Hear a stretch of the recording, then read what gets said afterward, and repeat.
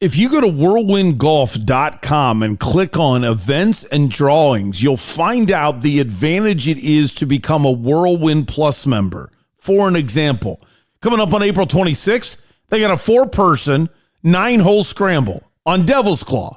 They're going to invite 72 players, but here's what you do. I shouldn't even say invite. You just sign up. So you get to play as a Whirlwind Plus member.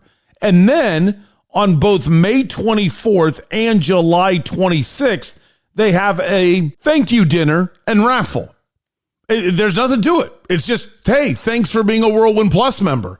That's the kind of things you get. Like whatever club you're a part of, whatever little group you've signed up for, when do you get free dinners and free tournaments? That's what you get as a Whirlwind Plus member. And it's only $299 for the year, and you can save up to 60% on certain tee times throughout the year. You want more information? Email me, Doug@DougFranzUnplugged.com, and feel the wind. This is a vacation version of the 4-minute offense, meaning less production, and I'm doing it in one take, so you never know what might happen.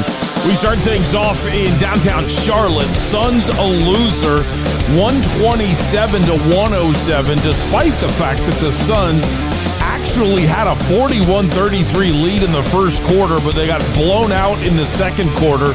Jalen Green had 25 points, 4 boards, 7 assists, but both Green, Booker, and Colin Gillespie decided to allow Charlotte to just blow by them on straight-line drives, and from that point forward, Suns didn't have a chance to win the game. Colin Gillespie did set a new franchise record for three-pointers by hitting his 227th. Up next, Suns take on the Chicago Bulls Sunday afternoon at 12:30. Diamondbacks a loser. You ready for this? 17-2. Now, 5 of the runs were scored on catcher Josh McCann, but so what? It was terrible. Ryne Nelson went 4 2/3 of an inning, gave up 3 earned runs, but 7 total runs, as 4 runs were unearned thanks to an error from Nolan Arenado. See, there's a mistake. Ketel Marte went 0 for 4. He's now batting 154. Santana went 0 for 4. He's now batting .050 as a batting average. Up next, Diamondbacks take on the Braves game 2 of the series tonight. Grant Holmes goes for Atlanta. Eduardo Rodriguez will throw the first pitch for the Diamondbacks at 6:40. UofA, they're the late game tomorrow. UConn and Illinois starts things off 3:09. And then it's Michigan UofA at either 5:49 or 25 minutes later than the UConn-Illinois game ends, whichever comes last. Start things off looking at from the point of view of UofA. Tommy Lloyd, how you feeling going into your first Final Four as a head coach? It's an incredible honor to be here in Indianapolis at the Final Four, and the state of Indiana and Indianapolis in particular, is the center of the basketball universe a lot of times, and it's with the history and tradition of the game and what it means to the state. It's an incredible honor to be representing the University of Arizona and ready to play on Saturday. Dusty May was able to take FAU to a Final Four. Now he's there with Michigan, getting ready to take on Tommy Lloyd. It's an honor to be back in the Final Four representing University of Michigan in the Big Ten Conference with a group that is very well deserving, and we're just excited to still be one of 4 teams still standing. The women's Final Four starts today downtown. UConn takes on South Carolina at 4 o'clock.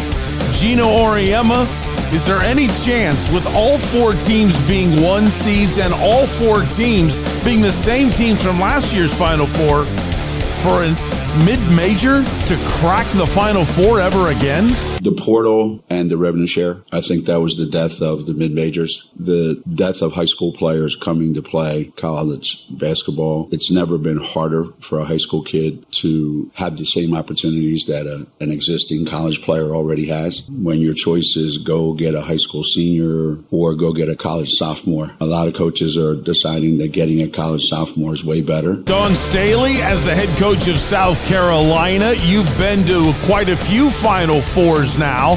What do you remember about specific cities now that you're playing in Phoenix for the first time? I think it's cool to go into different places, The cities that we've won a national championship are etched in my heart: Dallas, Minnesota, and heck, Cleveland. Damn, right?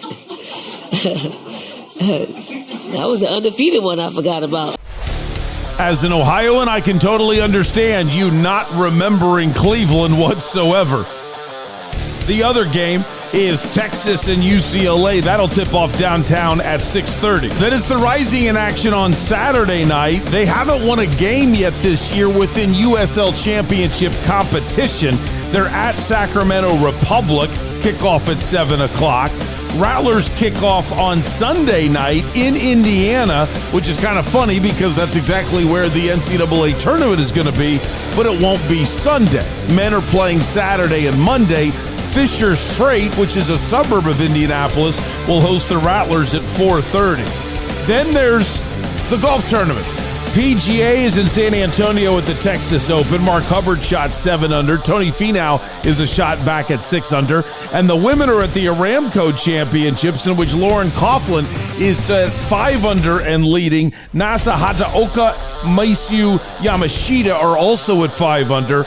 And of course, only one shot behind the twosome that's always at the top, Hugh Kim and Nelly Korda, who finished 1-2 at Whirlwind Golf Club at Wild Horse Pass. They're now tied for 4th place, but really that's only one shot off of 1st place. And finally, so meet Teresa Gola. Teresa's celebrating her 99th birthday, but she's doing so a little bit differently. She was so excited and shocked because she said, all I wanted was one. What is the one thing that she wanted? Well, she got a whole department of them. Firefighters.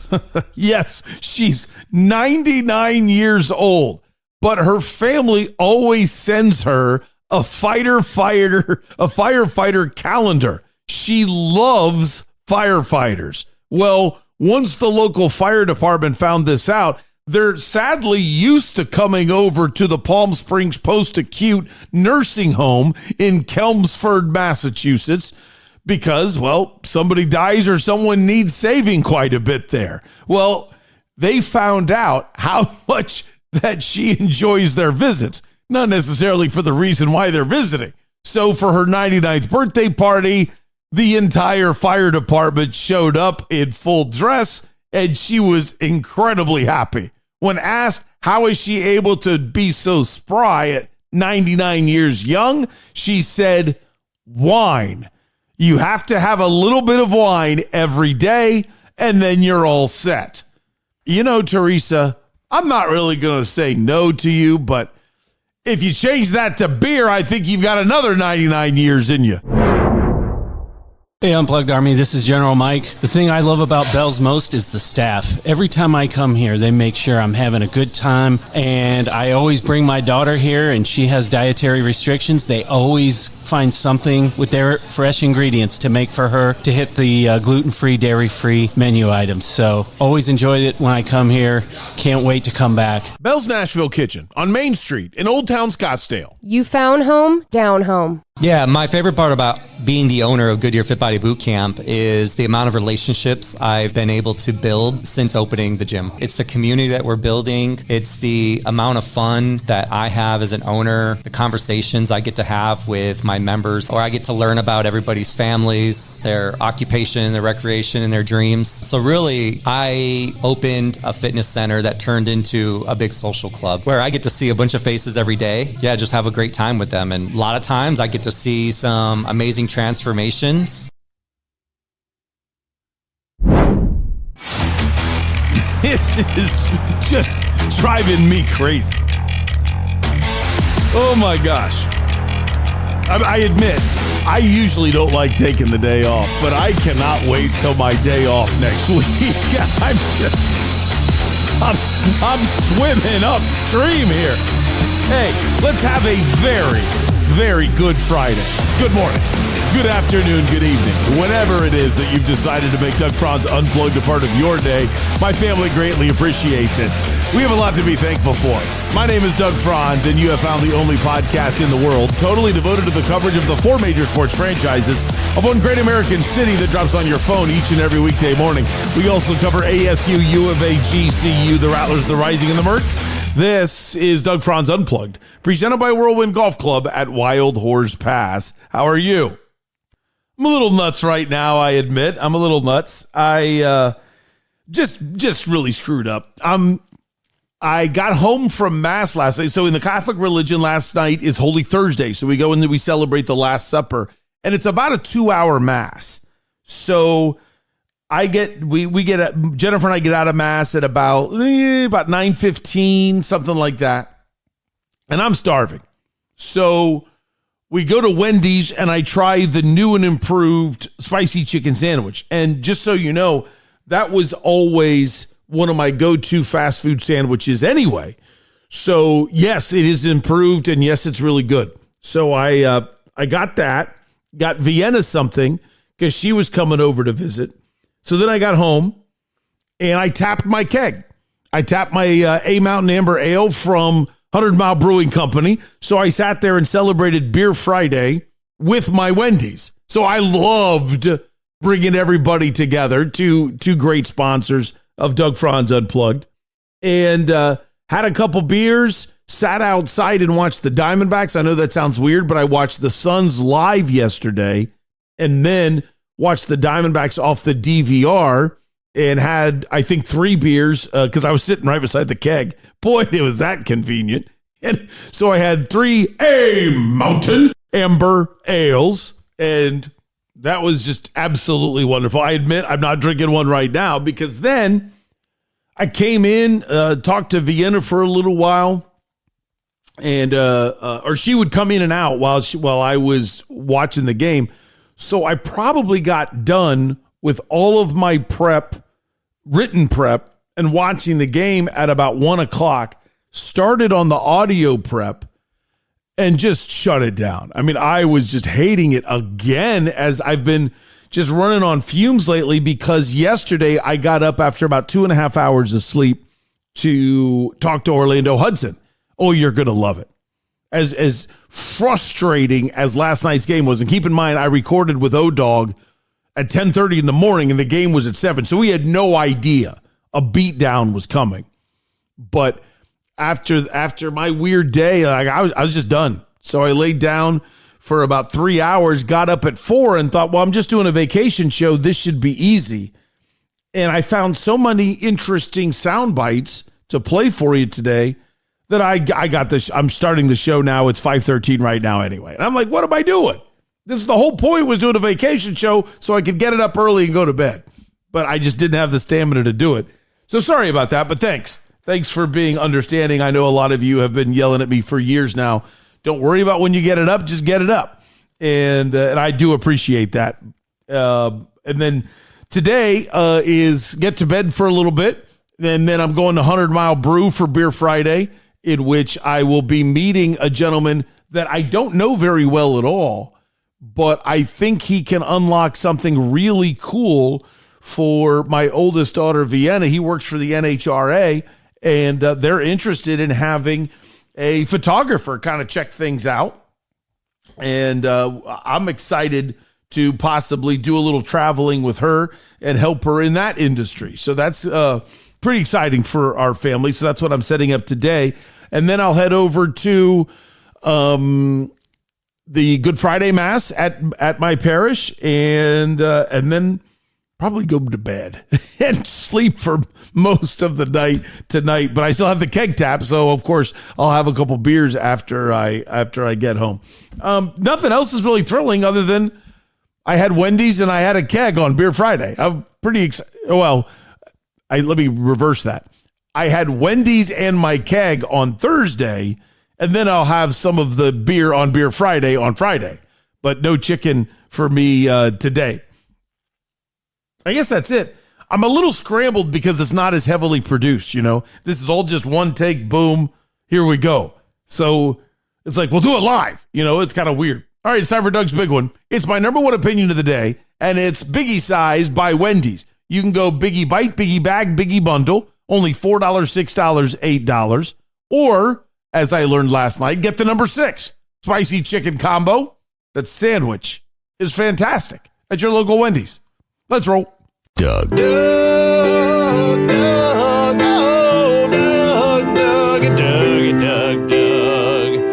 Doug, where's Doug? Here, sorry, Doug, where are you at? Yeah, was that a plug to unplug? Doug had given me a stat. With that, I am happy to take your questions. Let's start with Doug. This is a great question, Doug. Well, I can only answer the questions that get asked of me, Doug. Obviously, Franz is such a good player. Doug's Big One.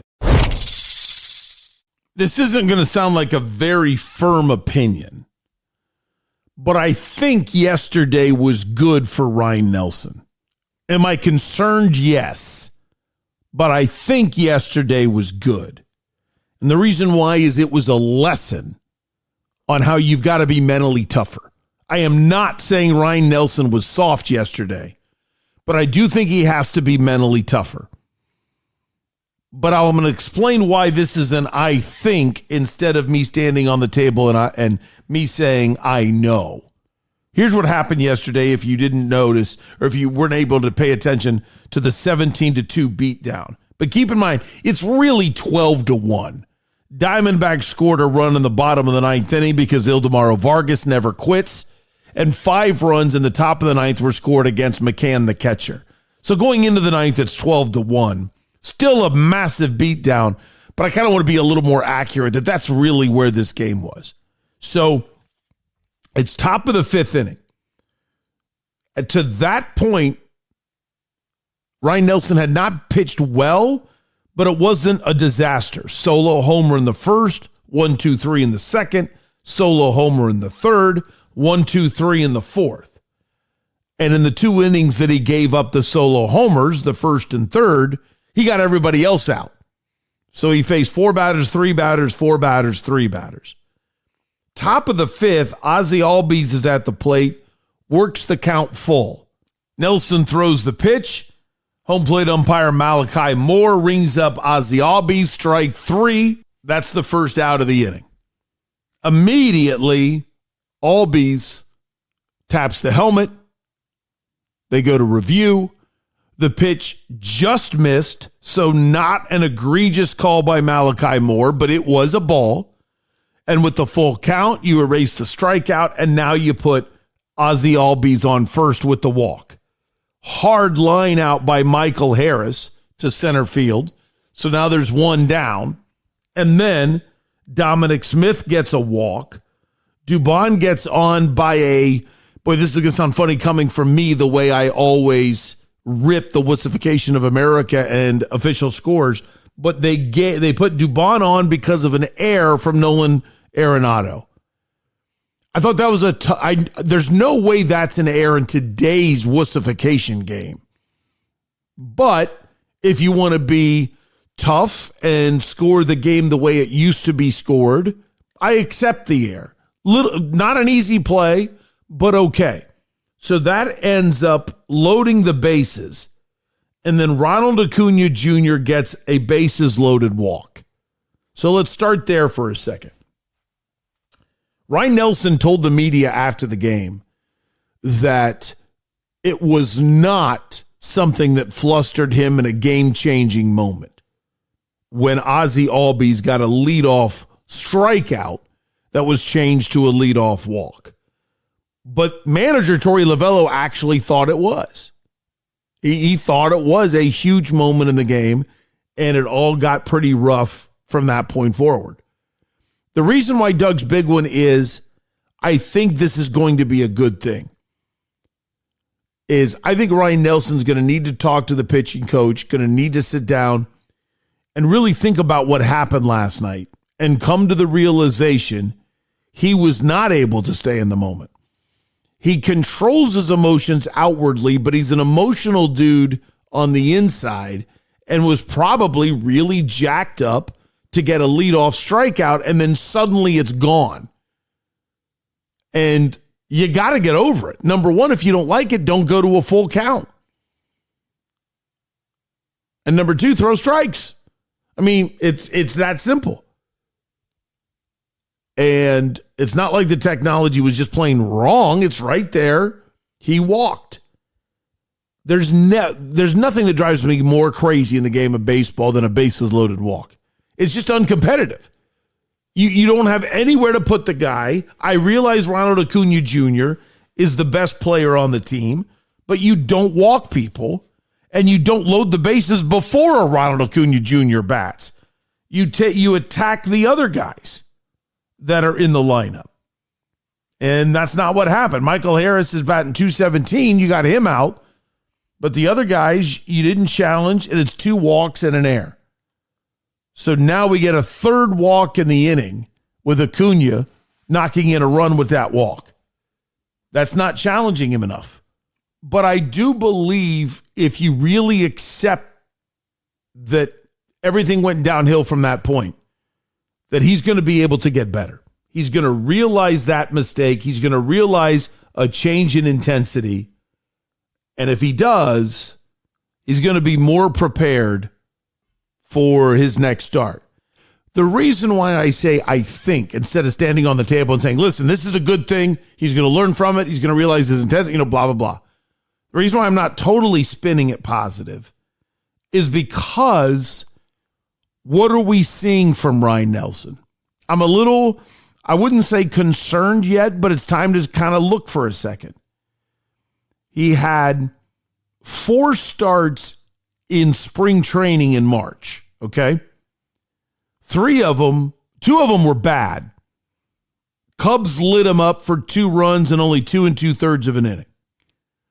A's lit him up. 3 earned runs in 3 1/3 of an inning. The Reds didn't light him up, but he got a run. They got a run on him in 4 innings. So he looked a little better against the Reds. I didn't read into anything because he was dominant against Texas. He pitched 5 innings, which means that's kind of like the bellwether number of spring training. And he only gave up, he didn't give up a run. He only gave up 4 hits. Okay?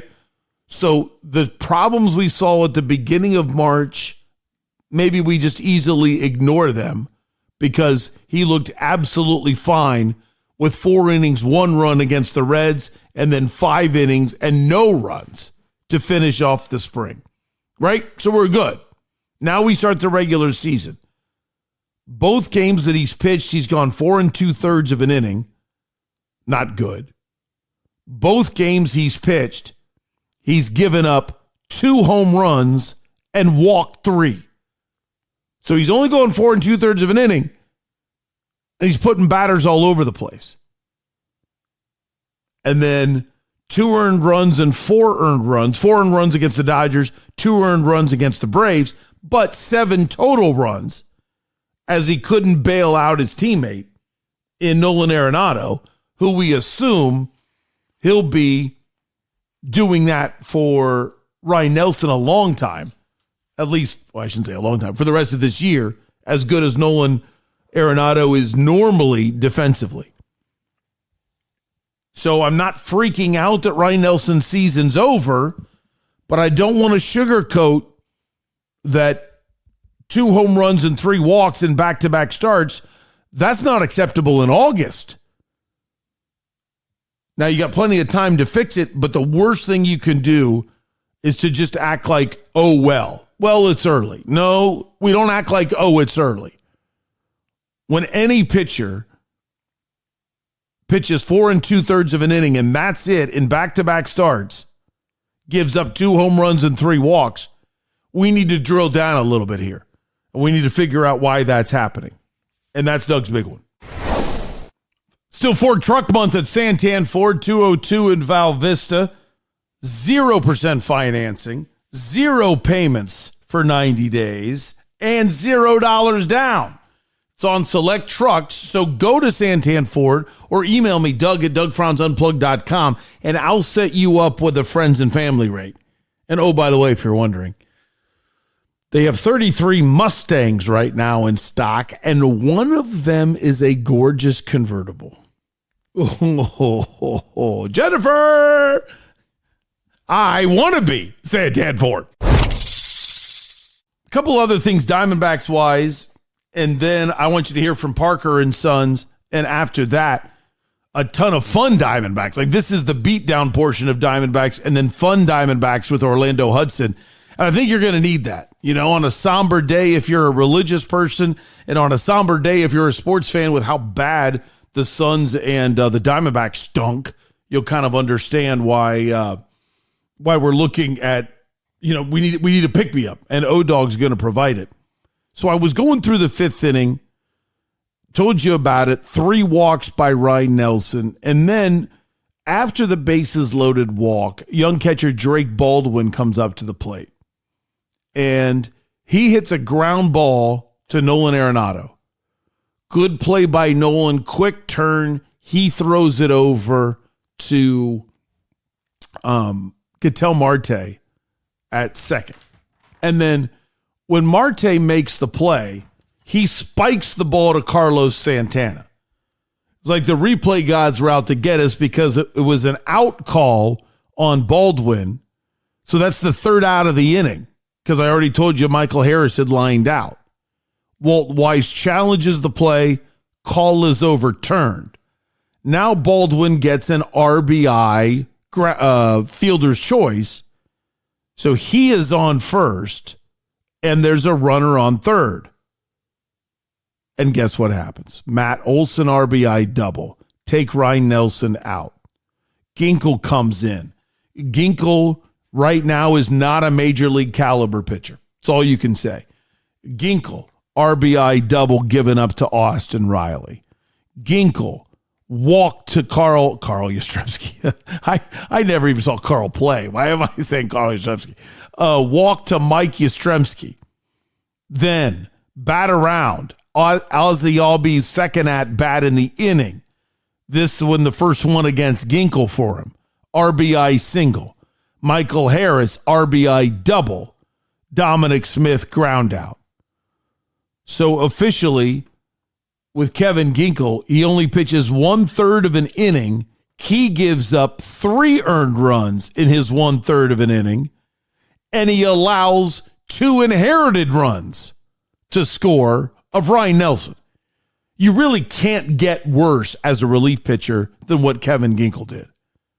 But I want to focus on the Ketel Marte situation.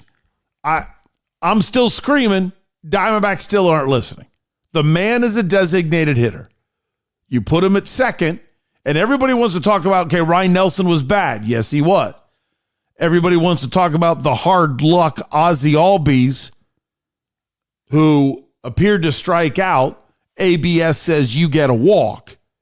And they want to talk about the hard luck change of an out call on Baldwin, which would have been an inning-ending double play. And instead, once it gets overturned, you now end up with an RBI and an extended inning. I want to look at this. 1, 2, 3, 4, 5, 6 more batters came to the plate due to the fact that Ketel Marte put his throw right into the ground. It was scooped up by Carlos Santana. It's not an out. Excuse me. Well, of course it's not an out.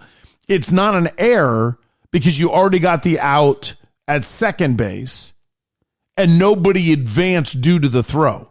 If Ketel Marte would have spiked that ball and the runner would have been safe because of it, you might have had an error. Probably not when the infielder scoops it. But that's a major problem. This whole inning changes dramatically if you get a double play ball there. You still would have had the Ronald Acuna Jr.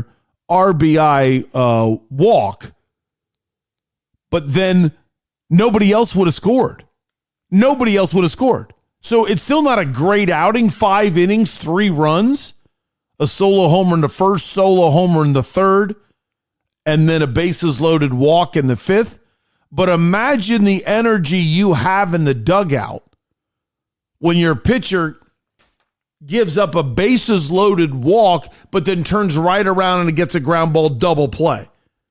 And now we're all like, hey, somehow this guy is not pitching well, but on all guts, he's keeping us in this game. let's go.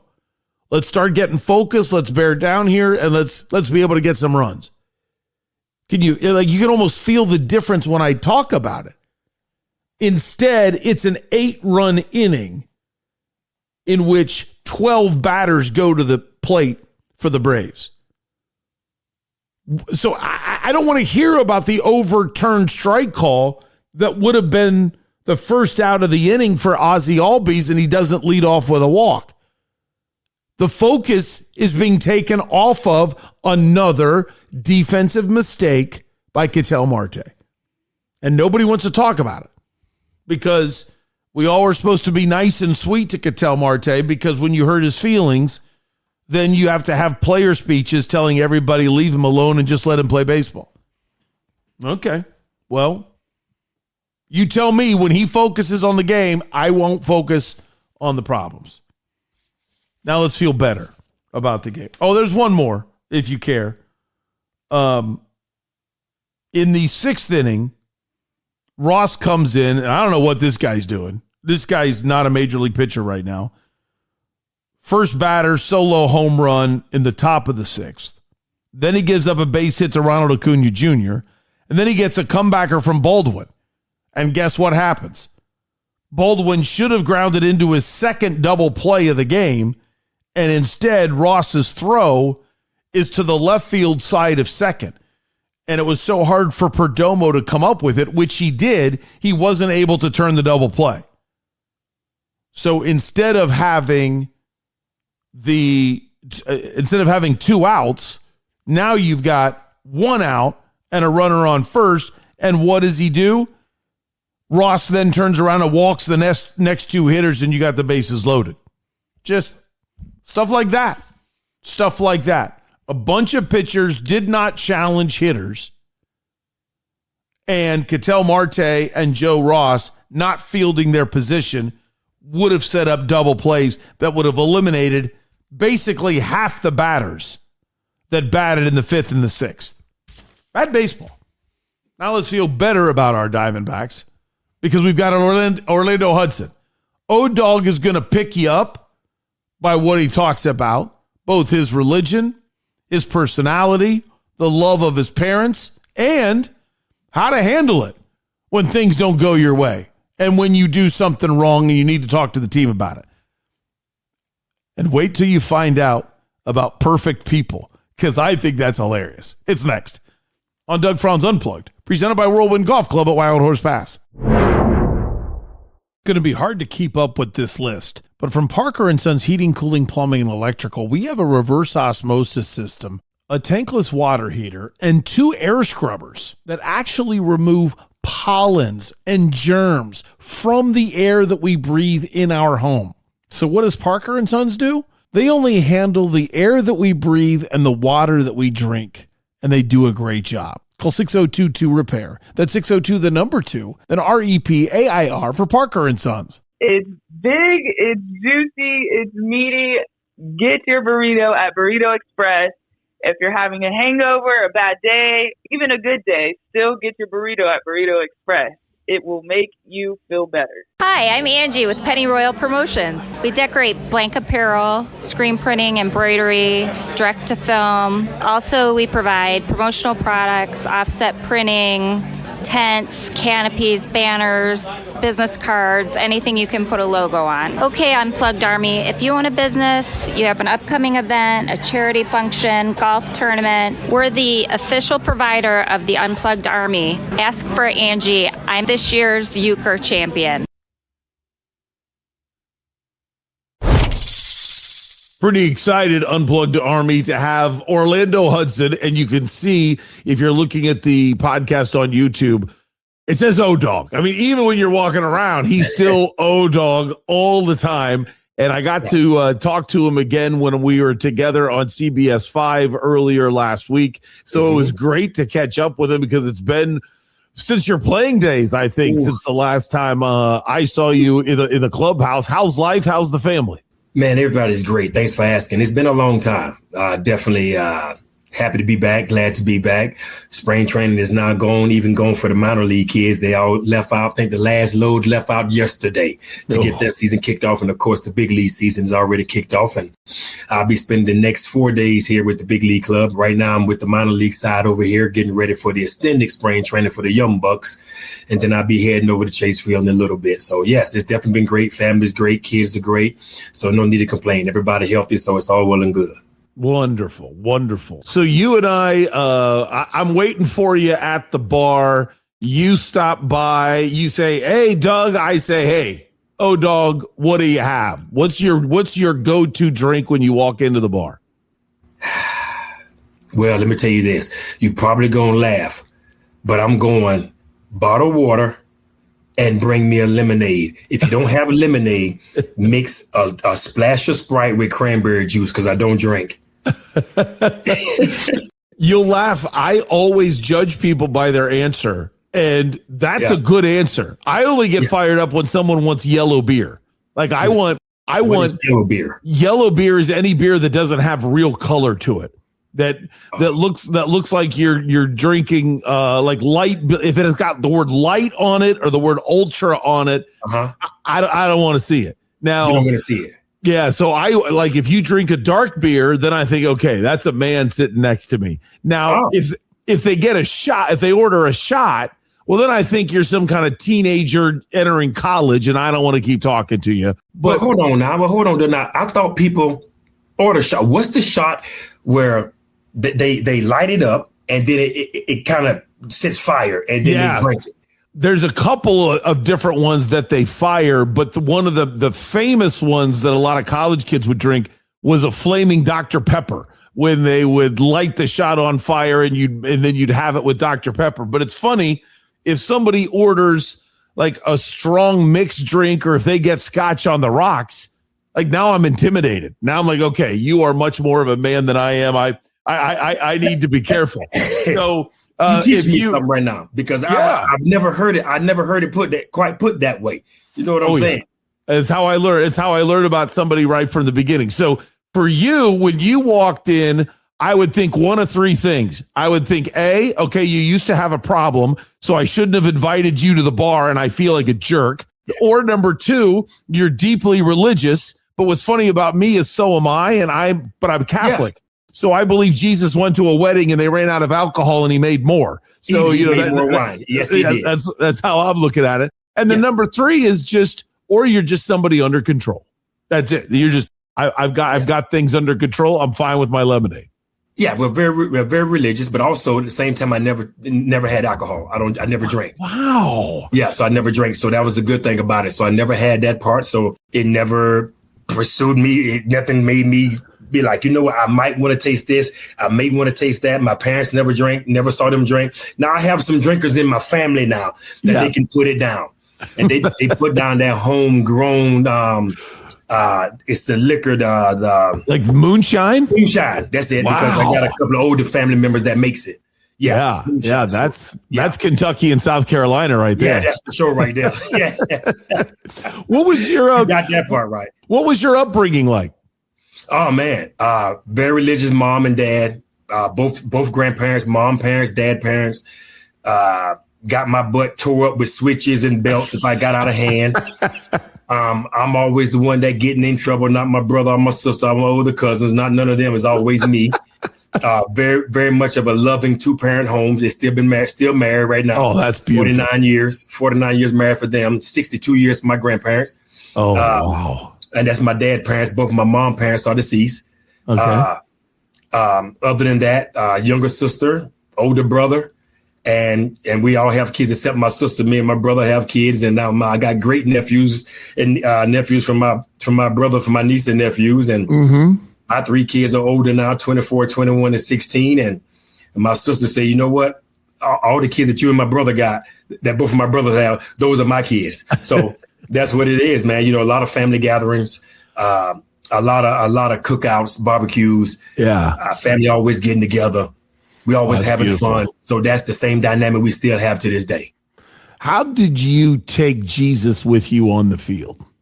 Well, I tell you what, you know, as a youngster, after being instilled by my grandparents and my parents so much about this is not your show. You didn't develop this talent. This talent is God-given that you have. So every day before you walk on the field, back up. Every day you wake up, when your eyes open, before you do anything else, you worship Jesus' name.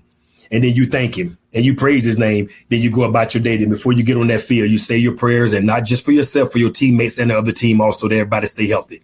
And that's how I carried it all the way through. Amen. Of course, I admit I would, I only made it to high school ball, but I would have a hard time if I'm 0 for 3 with 3 strikeouts. I wasn't good at praying in those moments, O'Donnell. Well, been there. My first day in Yankee Stadium, not there. My first day in Yankee Stadium, I was 0 for 5 with 4 punches. And I walked down the line in the dugout and said, "Hey, fellas, the golden sombrero." And I remember Roy Halladay was like, the great late Roy Halladay was like, "Bro, you just as excited." I said, "It happens, but watch tomorrow. Somebody got to pay." And then for the next couple of days, I threw out like 2 or 3 hits a game. So it happens. You had to get through it. What was your favorite Diamondbacks moment? 07, late in 07? Man, let me tell you something. Just the fact of being in the clubhouse. Okay. 06, 07, and 08. 07, we made the big playoff run. We did. And, people had us pretty much written off because we didn't have 4 or 5 30 home run guys. Right. We didn't steal nobody really. I think Eric Burns, had 40, if I'm not mistaken. And we just played small ball. We got the hits when it counted and won a lot of games when it was 4-2, 3-1, 3-2, 4-2-1. Had great pitching, great defense. Bob Melvin is my top 3 managers. He's 1, 2, and 3. 07 was a special year. And I remember Tony Clark telling us, Doug, and I remember him saying, "Listen, fellas, you got to remember who was on our team." As myself, I was just into my 5th or 6th year, going into my 6th year in the league. Young Stephen Drew, young Justin Upton, young Chris Young. Then we had Chad Tracy, who was also still fairly young. Oh, yeah. And then we had Connor, who at first base, he was very young. But man, we had a very young Brandon Webb. We had a good team, Miguel Montero. So we were young, but Tony Clark said, each one of us have to put something in the bucket every day. Rather it's a bunt, it's a hit and run, sacrifice fly, nice play in the field, getting an important stolen base, whatever it is, all 9 of us and all 25 of us at some point in time during this game have to put something in the bucket. And that's what we lived by through that year. What was the phrase that year? Was it anybody, anytime? Was that the phrase? Yeah, it came out anybody, anytime. Mm-hmm. Anybody, anytime. And in 06, we had a really good team full of veterans, with Craig Counsell and Luis Gonzalez and Damian Easley, Tony Clark. And we had the Hernandez brothers, El Duque. Yeah, so we had those guys. So we had a veteran team. In 07, we went young, and it was like, boom. There it is. DBACKS was on the map. And we ended up getting swept by the Rockies. And one of our pitching coaches here, Matt Herges, in the minor leagues over here, he lets me know every day, "Oh, dog, we swept y'all in 07. And I remember vividly that being a talk show host, you know how the way fans will call up and say some of the craziest things. I remember a bunch of fans upset that you guys sat everybody in game 162 that allowed the Rockies to get into the playoffs and then turn around and the Rockies then sweep us out of the playoffs. And so many fans were like, "You guys could have eliminated the Rockies. We wouldn't have had to worry about it." And I'm thinking, I don't want our guys going in tired. I don't want to go into the postseason tired. I know, but it's still funny, the odds of that you played them. Ways, and at that time, I couldn't help but sit down because the 2 weeks before that, I broke my thumb. Oh, yeah. I was out for the player stealing third base because Eric Burns is on first base and he wanted to get his 40th or 50th. And I stole third, he stole second, and I came up lame. So I was in the cast throughout the whole playoffs. But I think that's what happened. You see, now you remember more than me. I didn't know that Melvin sat down everybody, but I know I was already sitting down. Yep. The end of the year. Because you guys, I think you clinched in game 161 against the Rockies and then turned around and rested everybody, if I remember correctly that year. And you may be right. But it was a great series, a lot of fun. Yeah. A lot of fun. It's a great year for the guys and the clubhouse, the camaraderie we had in the clubhouse, the way we had fun, the way we talked, everybody got along. We laugh, we joke. It's the way a clubhouse is supposed to be. And the way Bob Melvin just ran it just made it that much more fun to come to work. Everybody was looking forward to coming to work, but nobody dreading anything. It wasn't back here. No, you were looking forward to driving to Chase Field every day. I bet you've been on some teams that you felt like were talented and should have done a lot better. And I don't know if the 07 team qualifies, but that you had to have had some teams where you thought maybe at the beginning of the year, we might not be as talented, but everybody seemed to come together and do something special. What's the difference in those two things? I know you'll never know maybe why one team didn't succeed, but when you think of your best teams, what's a common thread that we can hopefully see from the 2026 Diamondbacks? What do maybe not, I don't care about the Dodgers or the great Yankees teams of the past, but what do teams of just good dudes have that kind of elevate the group? Well, I can go back to myself. I could say 07, we had enough to get there and win it. But of course we fell short. Mm-hmm. We weren't lacking anything. Of course, I say we was lacking a lot more experience. But then you look at the 2010 team that I was on with the Minnesota Twins, we were loaded and we end up losing Justin Morneau. He had that concussion. So that kind of took a huge air out of the clubhouse, even though and then we lost Joe Nathan in spring training of that year. He blew out and had Tommy John surgery. Mm-hmm. And those type of things, it happens. So now if you look at the 2026 Diamondbacks, we have it. But Doug, we got quite a few guys that can help us get over the hump. That's on the DL, and they'll be back around the All-Star break. Mm-hmm. We have enough now. Yeah, we do. But our lineup is, when you're talking about our lineup being top 5 in the league, we have a very good lineup. And yesterday, we just beat a 2-time Cy Young Award winner. That's if not the best, is top 3 best in the game of baseball for his pitching. And we were able to scratch out a run with Corbin Carroll, ended up hitting a home run and playing good defense. Now, when our guys come back, our clubhouse, the guys, they have fun. They play together. And Perdomo is the leader in that group, a young player like Perdomo. And now we added Carlos Santana and Nolan Arenado to that group of infielders. And then we got Corbin Burns on that pitching staff. And yes, he's banged up right now, but he's throwing. He's throwing right now flat ground, so he'll be back before we know it. So we got some guys coming, and we pretty much loaded in the minor leagues. So, yeah, I know we begging for a World Series after what we did in 23. I get it, and I know fans. I understand fans. They like, come on, man, I'm scratching over here. I need to feed this thing. So, yeah, and what we have, we do have enough. Honestly, I'm with these guys a lot. And I see what we have in the big league clubhouse. I see how they talk, how they get along, the fun they have, the work they put in, the coaching staff that we have. I see all that. And on the outside, I get it. The fans only can see but so much. They can only hear, what people talk about on the news and the podcast and ESPN and this and that and MLB Network. But I'm in the fight with these guys each and every day. And I see Torrey, in the dog fight with those guys, and Hayes and our GM in the dog fight with these guys, trying to make sure that our roster's on point and we're not lacking and making sure we have everything that we need. So that clubhouse is a lot of fun. It is. And the guys know it. And right now it's early. And I get it. But we don't want to look back in September and say, oh, man, if we'd have won that game in April, because every team does that. I don't think fans realize that it goes in soccer, basketball, football. If we would have just won those 2 games in May, then we would have been a game in the playoffs. Yes, every sport does it. Well, I love that you brought that up, because I admit, this is where you can laugh at me. I'm a 260 hitting high school first baseman that hasn't done anything competitive in 50 pounds. So, but I'm the type of guy that does exactly what you just said, giving up the 7-run lead against the Brewers 2 years ago.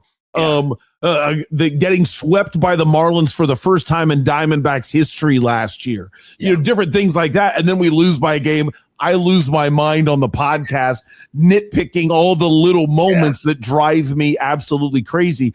when a mistake happens, and yet if you, like you mentioned at Yankee Stadium, if you strike out 4 times, I don't get all that upset because I'm like, yeah, so would I. It's like, yeah, I get that part, but the mental errors, want to bang my head against a wall. Tell us what happens in the clubhouse that night or the next day.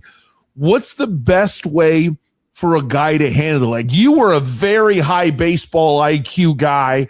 I do remember one time where you forgot how many outs there were. I think you caught a pop-up and then forgot how many outs there were. You're jogging in like, what just happened? So what do you do? What's the best way when you have a teammate make a mental error? What do you want to see from that guy? Even myself, I'm going to put myself in it first before I go to a teammate. I go to that pitcher and say, man, that's my fault. I did that. That was a mental error on my fault. You pitching your butt off, and I just screwed that up. That's me. I get you. And I know you out the game now, but you got 20 more starts this season.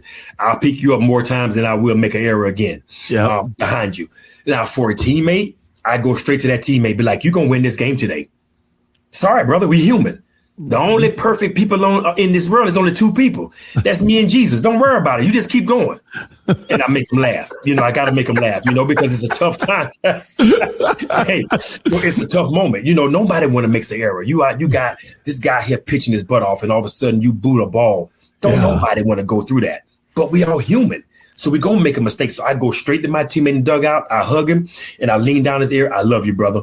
It happens. Yeah. You're going to come up in the 8th inning, and it's going to be a man on first and second, and you're going to do something big to bring these people to their feet. They're going to forget about it. So keep your head up. Don't let this affect your next 2 at-bats. Do not. Doug, here's why I love that so much is I'm going to steal it from you, but I'm not going to answer it. I'm just going to say, hey, there's only been 2 perfect people on planet Earth. And then I'll just walk away. And because as soon as you said that, I admit I'm going, okay, who's number 2? Who's number 2? And that'll be a good one. Yeah. That'll be I'll good. just leave it float and let them try to figure out what the world's going on. Try to figure it out. That'll be good stuff. I'm a big fan. You were always a leader. Why? My mom got all my report cards still. And from first grade on, you will see a great, very, very, they put, for some reason, now I don't know why. For some reason, they put very like 5 times. Very, very, very, very, very talkative, but such a leader in the classroom. Kids gravitate to him. So I guess, I don't know, man. Even in kindergarten, first grade, little league, I just been that guy. Been that guy. I'm not going to sit there and bury teammates. I don't do that. I understood. My parents always tell me, you're better than nobody else. I don't care if you become a trillionaire. You are no better than the man that's on the street asking for 2 pennies. You're no better than him. And that's the motto I live by. I'm better than nobody else. So what I do is I'm going to uplift everybody, regardless of race, regardless of nationality, regardless of where you're from. I don't care about that. We human. We all, if I get cut, Doug, and you get cut, I don't think your blood going to come out white, and I don't think my blood coming out black. Amen. I think our blood both coming out red. So when you down, best thing for me to do is pick you up, right?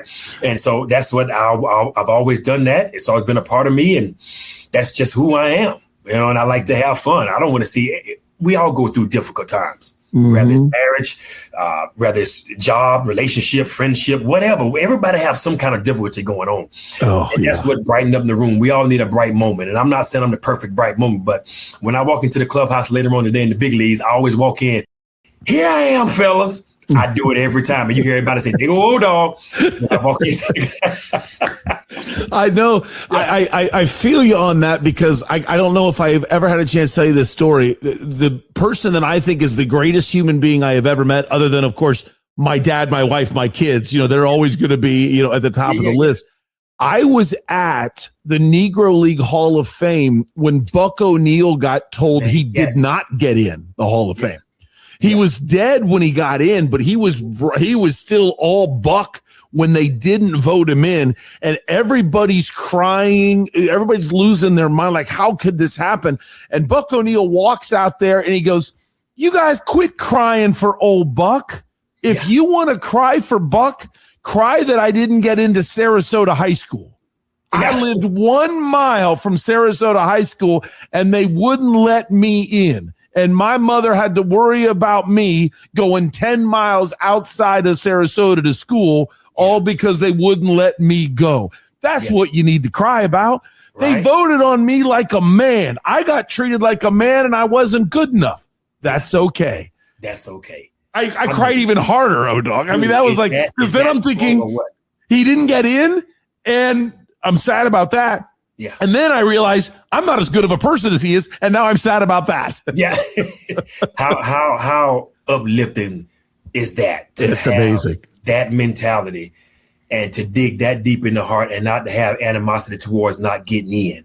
Right. And he took a situation even bigger that nobody really knew about, that what happened when he was in high school to make the picture. He took a bigger picture, even though we look at the Hall of Fame as such as, oh man, it's such this. He made it like, he didn't diminish the Hall of Fame. He's like, that's what is bigger. I couldn't get in. So if you think about the time that he had, the time that he was raised, that he was born in and lived in, those were tough times then. Amen. So he went back to that. I got something even better. Not getting the Hall of Fame, I'm good with. But not getting in that high school, oof. Yeah, it still hurts. That was different. Still hurts. Last question. Talk directly to the fans, because one of the things I think there's about 25 different reasons why the radio station didn't want me to stay anymore. They said, go away. But one of them is I was kind of Dougie Downer, in which when fans would complain about something, I would say something like, well, why aren't you there? You know, in like, I remember one guy getting all mad at me. He goes, what TV station is the game on?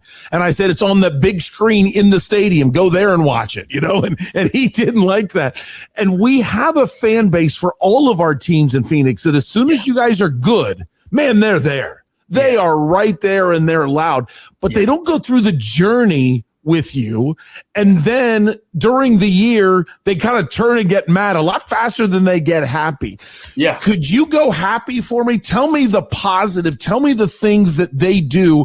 Explain to them the effect they truly have on the game. And maybe the times you're in Yankee Stadium and my gosh, it's 2 strikes and it's only the first inning and the crowd's going crazy. I mean, how does a crowd affect a game? Well, first of all, Doug, you in a different spot. You know, so fans are going to stay on you. I get it from both sides. Yeah, you get both sides, whether you criticize the error or what. But that's what you do. You speak on mistakes. You speak on, Devin Booker didn't hit that shot. But that's your job. You can't get mad at that. That's your job, you know. But it's not like you're down on somebody's talent. You're not doing that.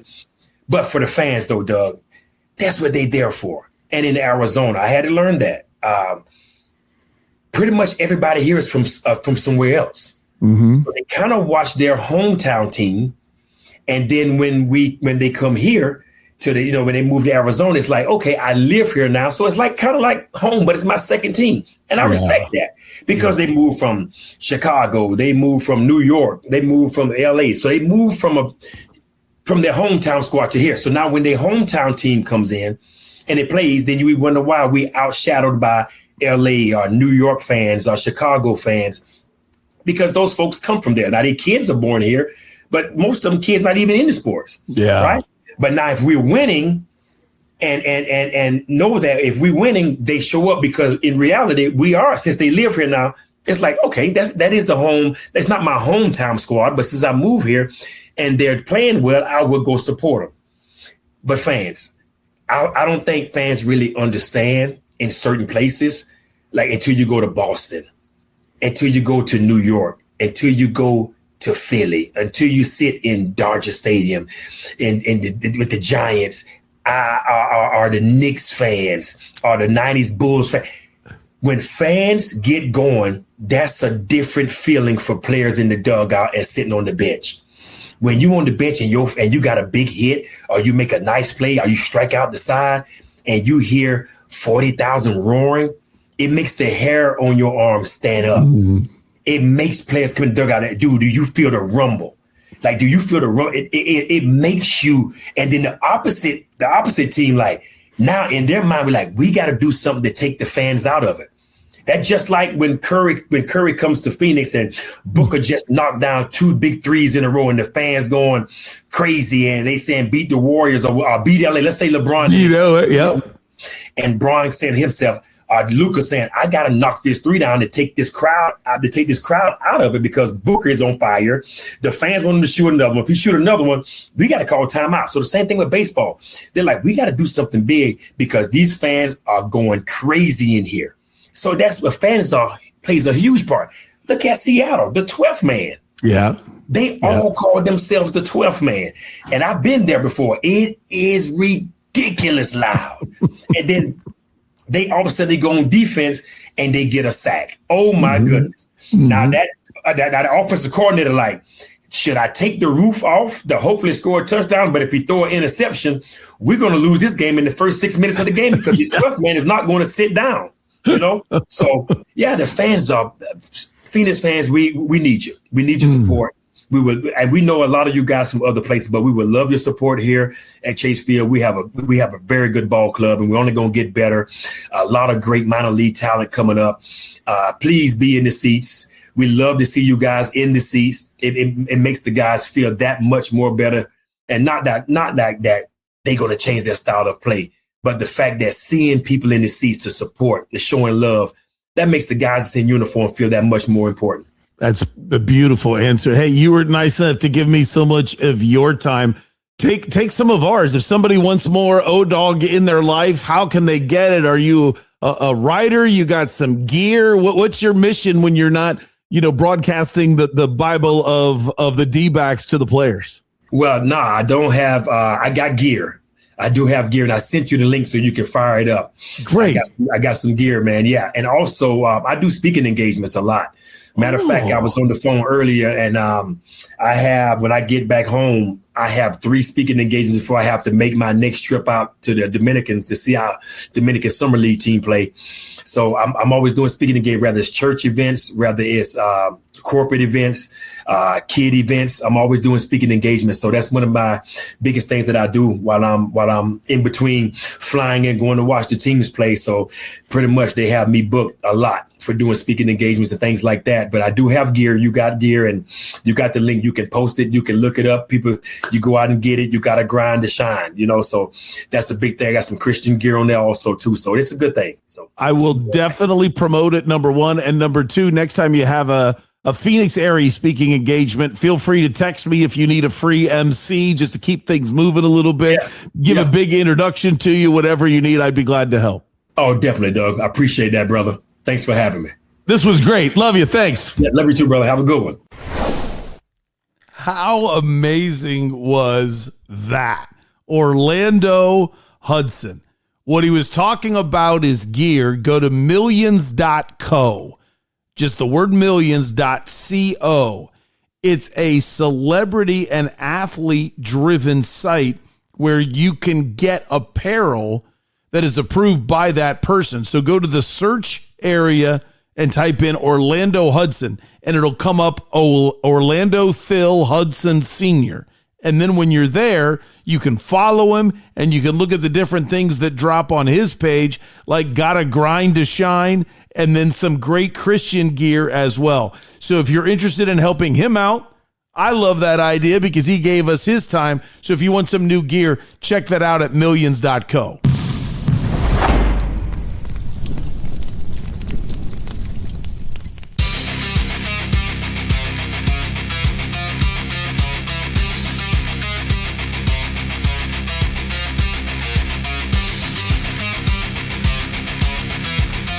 Wanted to go over some quick Suns and then talk a lot of hoop college-wise after that.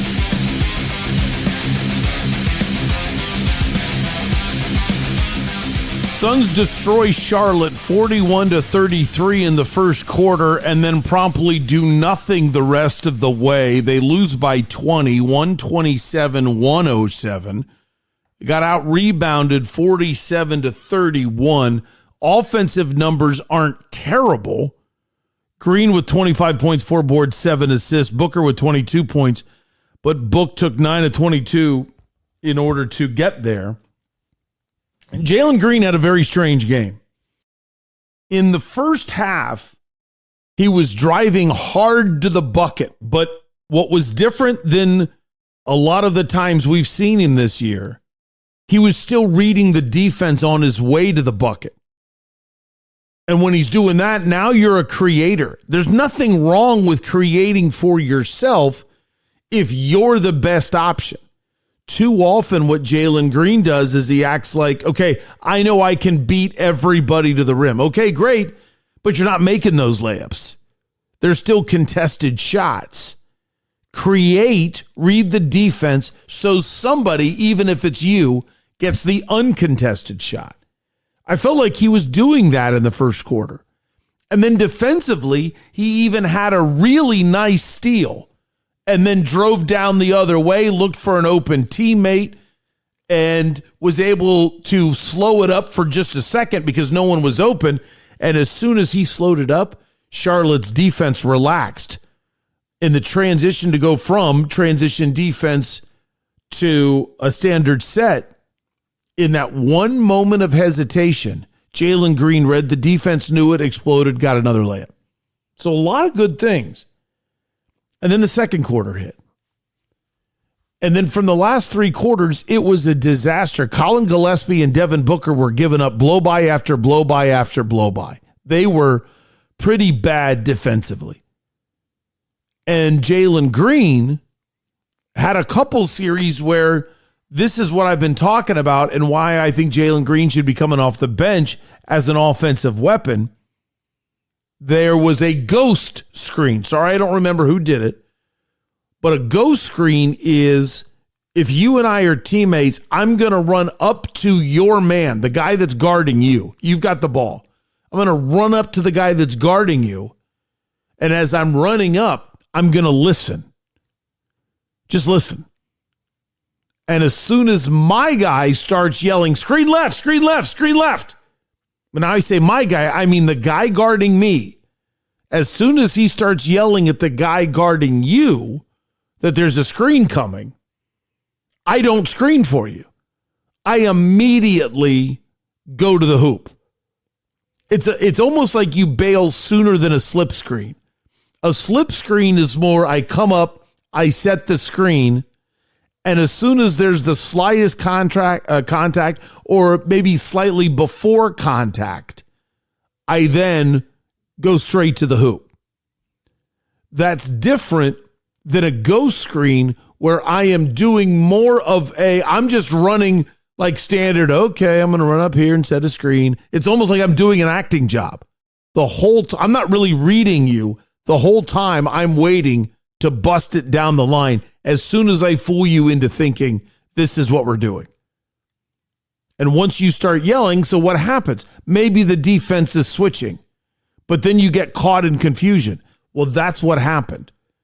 Jalen Green was guarding a man. Colin Gillespie was guarding the ghost screener. And I think Gillespie called out a switch. Switch, screen left, switch. Well, because the screen was never actually set, the ghost screener went to the bucket. Colin Gillespie and Jalen Green are both double teaming the ball when there's a wide open man rolling to the basket. If Colin Gillespie called for the switch, Jalen Green's got to switch. Jalen Green, you got to switch. And Jalen Green's like, well, I didn't see a screen. Well, it doesn't matter. It was a ghost screen. That was the whole point. The point is that Colin Gillespie saw the ghost and you didn't. And once Gillespie calls out the defensive switch, you don't get to decide, well, you know what? Actually, there wasn't a screen. No, it's not what it means. The call's already been made. Maybe in film tomorrow, we'll discuss, hey, Colin, don't call out the screen so fast. Just tell him to pay attention. Here comes someone on your left, but don't call out the switch. Maybe you called it out too early. Like, we can adjust that. We can figure out what's on Gillespie. But what we do know is if I see Gillespie going after the ball, I know he called for the switch. The other option is they wanted to blitz, which means both of them attack the ball and try to trap it. Well, I could tell it wasn't a blitz because there was no reaction from Jalen Green. Jalen Green stayed in his defensive posture as if he's playing one-on-one. Boom. Wide open alley-oop. Wide open alley-oop. Devin Booker and Mark Williams playing backside defense. Booker wandered high and then just started pointing at the backside as if that was Mark Williams' responsibility. But Booker, you already left the area. You got to communicate before you leave. Second quarter, Charlotte starts their nice run to start to dominate the game. Devin Booker is guarding Con Knippel, the greatest rookie three-point shooter in basketball history. Yes, I said that. I don't really believe it in an opinionated standpoint, but it's factually true. Con Knippel has the ball, he passes it. Devin Booker turns his head, stops paying attention. Knippel moves down the outside, down the sideline a little bit, catches a pass with Booker's head turn, hits the three. Booker even looked at Jordan Ott, tapped his own chest saying, that's my fault. Okay, I get that it's your fault. Thank you for admitting it. But Book, how do you lose focus on that guy? At what point of the scouting report did someone not explain that guy shoots threes? And then I'll even get on Jordan Ott, which I rarely do, because we've seen 3 or 4 games now in a row where the effort isn't where it needs to be. And he hasn't gotten it fixed, number one. Number two, he got a technical at the wrong time. There was a terrible call by the officials. They called basket interference on the Suns. It was not. Suns had to challenge.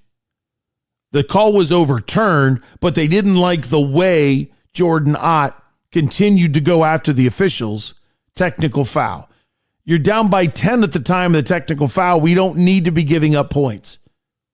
We're having enough hard time defending with 5 human beings. Let's not put them in a situation where we're defending with 0 human beings. And that's what Jordan Ott did. Bad move, Jordan. Bad move. And I would like to stare down Adam Silver. And I'll even throw Roger Goodell in on this, and it's the opinion that I've been giving you for 400 years, and I realize it's boring, but I'm so upset about it, I don't understand. It's so easy to fix it. You get 1 challenge per game. That's it. 1. And you never lose it till you're wrong. Because then Jordan Ott's not going to be upset. Anybody with a clue about the game of basketball knew that was not basket interference on the Suns. Everybody knew it. Except the 3 people that were supposed to be in charge of the game. Because the commissioner does not put enough time and resources into officiating. And I know if he's here right now, he's going to yell and scream, yes, I do, blah, blah, blah. Look at the result. Look at the result. If you think your game is officiated well, you're part of the problem. But if you make it reviewable, and you don't lose your challenge unless you're wrong, guess what? It doesn't matter that your refs stink because plays can be challenged and we'll get them right. How about that? See, to me, it's clear and obvious why I'm right about Adam Silver's inability to train officials. Because why would you not do my idea? The only reason you wouldn't do my idea is you would be sick of coaches getting 5, 6, 7 challenges in a row right. If you have good refs, what are you afraid of? And if you don't have good refs, why aren't we doing this? In order to cover for the bad refs. It's a no-brainer. And Adam Silver failed again. But that's not why the Suns lost. Suns lost because of bad defense and a poorly timed technical. You guys aren't good enough to have these mental lapses. And they had a lot of them yesterday. Not a good game. And now they get a couple days off, but it's really their last time to practice because it's bang, bang, bang the rest of the year. They take on the Bulls Easter Sunday at 12:30. Got to play better. All right, coming up next, want to do not really a deep dive, but just give you one piece from every team at the women's Final Four. Talk about UofA Michigan that's coming up tomorrow. Women's Final Four is tonight.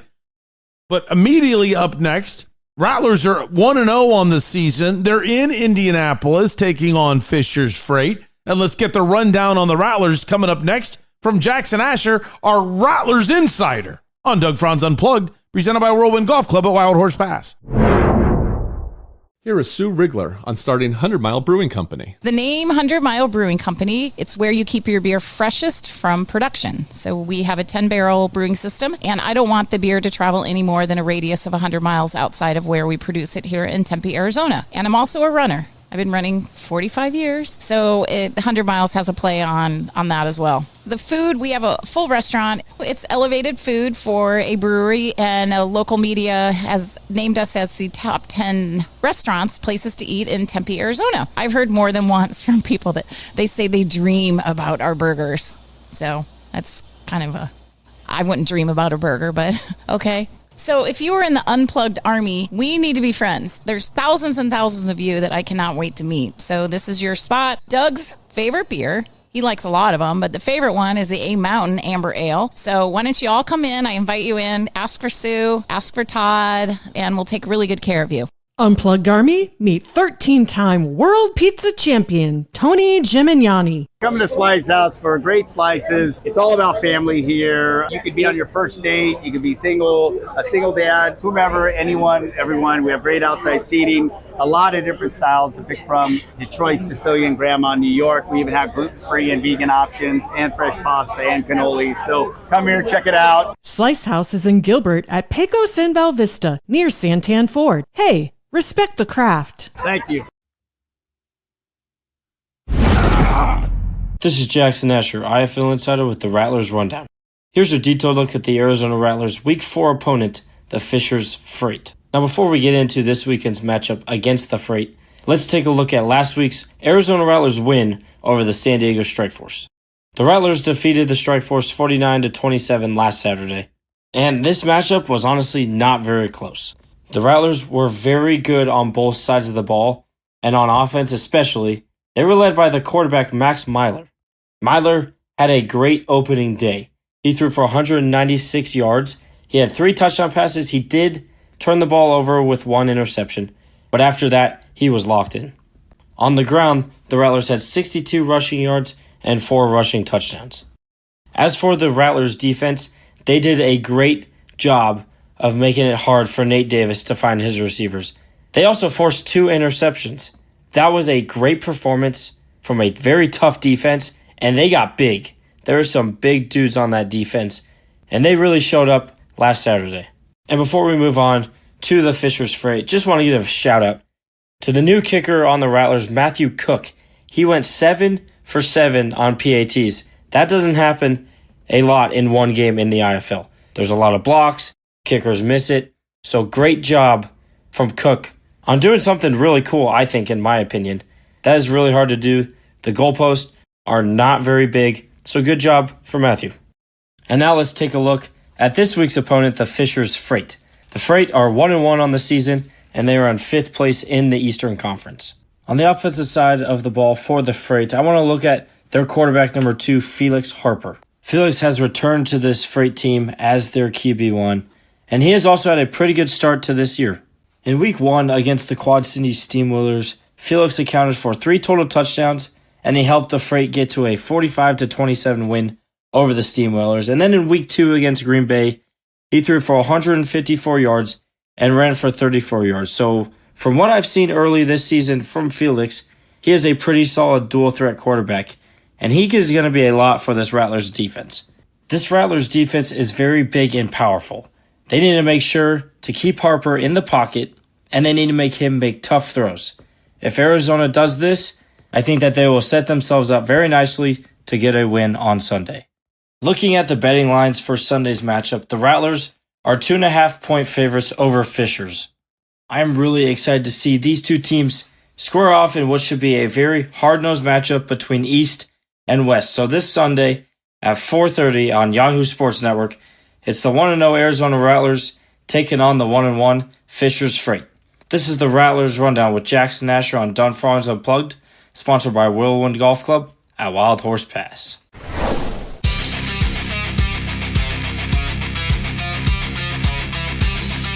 If you are not aware, Jackson Asher is a high school senior who's going to be a college baseball player. That's pretty fantastic. But he's also an aspiring young broadcaster. and truly is a Rattlers and IFL expert. So that's why we have an update from him that's supposed to be every week when I remember. And last week I just totally forgot. But that's his rundown. And then since he's an aspiring young broadcaster, I give him the free space to be able to do that. And Jackson, I don't know if I ever told you this, but if you want to go out and make some money, go ahead and sell that. And you can talk about a company real quick in there and make yourself a little money, and you owe me nothing. However, I always critique his performance. And Jackson, I thought that was one of the best. I don't remember you ever having a better one. I thought that was really, really good. The only critique, and this is like the difference between like, I don't know, an A+ and a job, because that's already an A+. When you mentioned the kicker, I think it's informative to a fan to explain the goalposts. So I thought it was great when you said that's really hard to do in the indoor football league. Now imagine if you would have said, because the crossbar in the indoor football league and the NFL are at the same height. They're both 10 feet high. However, NFL uprights are 18 and a half feet across, and IFL uprights are, I admit I don't know, blank. I've been to enough IFL games that I'll ballpark it and guess that they're 10 feet apart as well. So imagine the difference now I'm not talking to Jackson anymore. I'm talking to you. Imagine the difference of that big of a gap, 18 and a half feet wide outdoor to only 10 feet wide indoor. I might be wrong and it's about 12 feet, but I know both crossbars are 10 feet high. So that is impressive to go 7 for 7 when you've got much smaller goalposts. Jackson, that was really good. Thanks. Let's talk UofA and Michigan and their game. This is the late game. So UConn, Illinois goes first, and then UofA in the national semifinal. This part's kind of funny. Everybody's flipping out about it. They say Tommy Lloyd wearing a soft shade of blue, as if that's a message to Carolina fans. I know where you're going with this, but guys, I must have a blind spot when it comes to fashion or uniforms or headbands or shoes. I just never really noticed that stuff. So, I couldn't even tell you what uniforms our guys have been wearing. I just usually know for the team in the dark jerseys or the lighter jerseys, and I don't got much beyond that. Now, if Briggs is going to come up, that's our equipment manager, for those of you that didn't know, he can come up and do his own press conference later, and he can help you. It did seem weird. I admit. It's a little weird. So therefore, obviously, the follow-up question about the UNC job. Myron Metcalf is a writer for ESPN, and he asked the question about all of the speculation, saying, UNC fans want you as their head coach. What do you say to them? Listen, I got my full focus on this team. Nothing is distracting me, and that's just how I've decided to approach it. I'm excited. I thought we had a really good practice today. I'm excited to plan for a practice tomorrow. And Myron, you've got to know me over the years. I'm a simple guy. I'm kind of just one thing at a time. I'm not a multitasker. You can ask my wife. So I'm 100% locked in on Arizona basketball right now, and I'm excited to see what this team can do. I have a real strong belief in this team, and this team deserves my full attention. So that's what I'm giving them. It is driving me crazy. The media has not failed us to this scope in years in college basketball. It's almost, they're embarrassing themselves. The reason why is they keep asking about the UNC job in a way that makes it very easy to say, I don't have anything to say to the UNC fans. I'm focused on this right now. Okay, so what kind of question is that? The question is, Tommy Lloyd, you can end every UNC question right now. Will you declare you are not interested in the job? That's it. Declare you are not interested in the job. Are you willing to declare you're not interested in the North Carolina job? That's the question. Are you right now willing to declare you do not want to coach North Carolina next year? Just say it. Every time he says, I'm focused on the now, I'm committed to Arizona. Okay. Well, are you committed to Arizona next year? Just bad. Bad job by the media. He's not doing anything wrong, by the way. Bad job by the media not being able to handle the situation. All right, let's do a little bit of a dive in that we didn't do ourselves. 12 News has sent Lena Washington to cover U of A, and she sat down for a quick minute and a half with Jaden Bradley, and it was interesting. Here's the senior guard talking to Lena. Coach May was just saying he expects this game to be won in the final minute or two. Do you expect a full 40-minute battle? Because you guys haven't really been tested for a full game this season. I feel like we've been tested quite some Big 12 play, Big 12 tournament, but it's definitely going to be a full 40. It's just two different teams, two different conferences. They're not used to playing us. We're not used to playing them, so it's going to take us some time, some flow to get familiar with each other. I definitely going to feel like it's going to be, like Coach said, down to the wire. How does it feel to be the senior leader, the veteran presence in this locker room to kind of keep these guys grounded in this big moment? I take on a responsibility and I do it with pride. Me and other seniors, Tobe, Deli, and not a senior, but Mo, we take pride and we have very talented freshmen, so we don't tell them too much what to do, but you just give them nuggets in there, and we've been successful all year. How much does it mean to you to be part of this history, this legacy for this program? Man, it's an honor. Coach Murph is always on us, telling us about the history in the past. It's been 25 years since we've been here. We don't want to just be here. We want to compete and be in here to compete to win. So that's what we're doing. The last time this team won it was here in Indiana. Yeah. So we know that, and we're just excited, and we appreciate the fans, and we're ready to get after it on Saturday. It was an interesting leadoff question from Lena, because obviously it's kind of like a big time, I guess, opinion statement on how you want to look at it. As the team is 36-2. So they've played 38 games. And I would say she's right. The majority of them, maybe about 22, 24 games, they were not challenged at all. But I'm with Jaden Bradley when you look at a lot of the games. Like, they only beat Florida by 6 to start the season. And that was against at the time, Florida was the number 1 team in the country. Number 3 team in the country. Then they only beat UCLA by 4 and UConn by 4 in that back-to-back on the 15th and the 19th. And then I think the ASU games were close. And, of course, their 2 losses were close, and one of those was in overtime. If memory serves, it was close every time they played BYU. That was really close. And I would say both Houston games were close. And then I remember UCF, the one there, being close for a while. And, of course, the Iowa State, the Houston game. So I like Jaden Bradley's answer. Hey, we got tested in the Big 12. I'm really with Lena, though, if you're kind of focused on maybe not even the tournament. They had a blowout win to start. But I think the Utah State game was getting pretty hairy there for a little bit, and they were trailing at Purdue.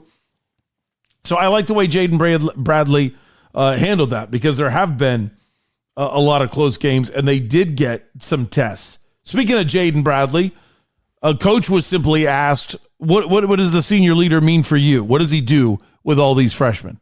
JB's been awesome. I don't know if I've seen a guy be as consistently high level in clutch moments as he's been for an entire season. He's been great.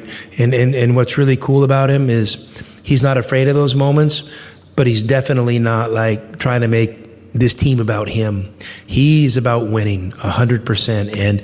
And he would be fine if you told him right now, JB, you're going to go 0 for 27 if you get to play 2 games here and have 12 turnovers, but you're going to win both games, but you're going to play really bad, but you're going to win. He would 100% take it in a second, because that's the kind of guy he is. It's a really good answer. I've told you the story before about a player for the Diamondbacks when I was always angry and frustrated at Justin Upton. D-backs would win, Justin Upton would go 0 for 4, and he's slamming bats in his locker, all bent out of shape, because he didn't get hits. And somebody I knew on the team said, man, I have no problem with that. I said, well, wait, it's about team. The team won. And he goes, yeah, but if you get angry because you didn't do your job, I want that guy. Good. I said, well, what about when he's happy when you lose, but he went 3 for 4? And he goes, well, if you're going to have an attitude about it, okay, that's not good. But you can be like, he goes, Doug, there's times that I have done really well and the team lost. And so I'm not going to celebrate. I'm not going to cheer. I'm not going to be happy with the guys, but I'm certainly going to feel good on my drive home when nobody sees me. I'm like, oh, okay. I get it. But I prefer the Jaden Bradley side of things a lot more, that I can stink, we win, I'm okay. But a lot of professional athletes look at me and say, no, you're just dead wrong, because if you keep doing poorly and the team's winning, they'll still replace you. They're not going to have a problem saying, hey, you're the weak link. We want to get better. It doesn't matter that the team's winning. Kind of an interesting conversation. Here is Dusty May, the head coach of Michigan. As we just talked about Jaden Bradley's leadership with all the freshmen, what does the Michigan head coach look at their team when UofA has their biggest guns as freshmen? Well, first of all, if you played in the EuroLeague, you are not a freshman. So let's knock Karchenko off of that list. And I always said, I don't say always said like the prophet, when we were at Florida, we used to talk about how there are certain prerequisites to be able to play as a freshman at the Power 5 level. And one of those few prerequisites was playing USA basketball, because of the amount of intensity that it takes to compete during the trials, during the practices, and also the games, and then also the sacrifice that it takes, because you're playing with 11 of the best players in our country, and you have to sacrifice so much just to play. So you know what it means to play team ball and put something above yourself. And so when you look at Burries and Koa Pete, I think both of those guys have multi-year national team experience, Team USA experience, like Merez Johnson. Trey McKinney has 1 year for us. But I think that experience allows those guys to be much more advanced than the typical high school player. And then now, and some guys are older, some guys are younger. But those guys, and I guess DNA factors into it, those guys don't look like freshmen. Big fan of that answer. Boy, is there a lot of truth to that, and I haven't really looked at it that way. Freshmen can't be foreign freshmen because they've been playing against adults, and that's so he's scratching Karchenko off. And then he says, and then if you're playing for USA basketball, winning gold medals, you're in those moments. You've got so much more experience than the average freshman you're afraid to put out there. I totally agree with him, and I like the answer. But he's not diminishing what they've done. He's lifting it up. He's just saying, don't give me this crap about freshmen. We ain't going to be treating them like freshmen. That was good. I'm going to skip to the end of the presser for Tommy Lloyd, because this guy asked him a question that was kind of buttering him up. Oh, hey, who's a better pickleball player, you or Dustin May? Oh, I'm going to bring it. And then after he butters him up, he basically calls UofA soft. And then after he gets challenged, he goes, no, I didn't. Not me. After years of being labeled a finesse program, what specific adjustments did you make in your defense? Who labeled us that? Well, I think I've heard that before. I don't believe it. Well, yeah. Listen, if we've been a finesse program the last few years, I think people are being a little bit lazy. And, finesse basketball has never been in my DNA. If you go back a lot of those years, those teams we had at Gonzaga were incredibly physical. To me, that physicality it's the price of admission. If you're not physical and you're not willing to go toe-to-toe and fight, eventually, I don't care what kind of tricks you got up your sleeve as a coach, you're probably going to come up short. So for me, it's a baseline requirement to be a championship level program if you want to be competing at this level year in and year out. And that's what we hope to do. What? That guy's, I'm sorry. You want to know who's soft? And I'm sorry I don't know that member of the media. Maybe he's a volunteer firefighter. Maybe he's former Marine. So I'm not saying about your whole life, but boy, was that soft in the media sense. Acted like you're asking a tough question. Oh, not me. Other people say you're finesse. You're the one that said it. How do you think that line starts to be believed? You're asking questions about them being finesse. Come on, dude. That's kind of like one of those where you man up. I like this from Dusty May, and this is kind of the answer Lena was referring to when she was talking to Jaden Bradley. He was asked about bigs versus bigs. when you look at the strength of these teams, the UofA bigs versus the Michigan bigs, Dusty May, what do you see? Well, we feel like we're built in a similar fashion as Arizona, and I'll begin with the veterans on both teams and how they've taken this off the bench role, and they've impacted winning almost every game. I just see so many similarities with the intangibles and the team character of both of us. And then obviously when you factor in the size, and both teams get a lot of credit for how good our front lines are. There's some great guards and very intelligent basketball being played by both teams. And so when we watch them, we see ourselves, other than a few stylistic differences, we see a lot of ourselves in them. And it's going to be a battle. We believe it's going to be won in the 39th or 40th minute of this game. I like that phrase. So you heard why Lena said, hey, he just said it's going to be a last-minute game. The one thing about Michigan's bigs is Michigan's bigs are much better shooters than UofA's bigs. So Mo Krivas can do a lot of things down low, but he's going to be challenged, not as much as Awaka, but he's going to be challenged by bigs that are going to try to bring him out. The major thing that makes UofA great, well, I don't even want to say the major thing. There's a lot of things. One of the things that makes UofA great, their backcourt plays good defense and funnels you into their rim protector. And you've got Awaka, a bona fide shot blocker. So you either don't get past Bradley and Karchenkov, or if you do, your shot might get blocked. Obviously, the way you handle that is normally the drive and dish. You get past Bradley, you get past Karchenkov. Then when Awaka comes over, you're able to make the pass quickly enough to that man, whoever was being guarded by Mo Krivas, is now open because Mo left him to stop you. That's going to be entirely different with Michigan tomorrow night.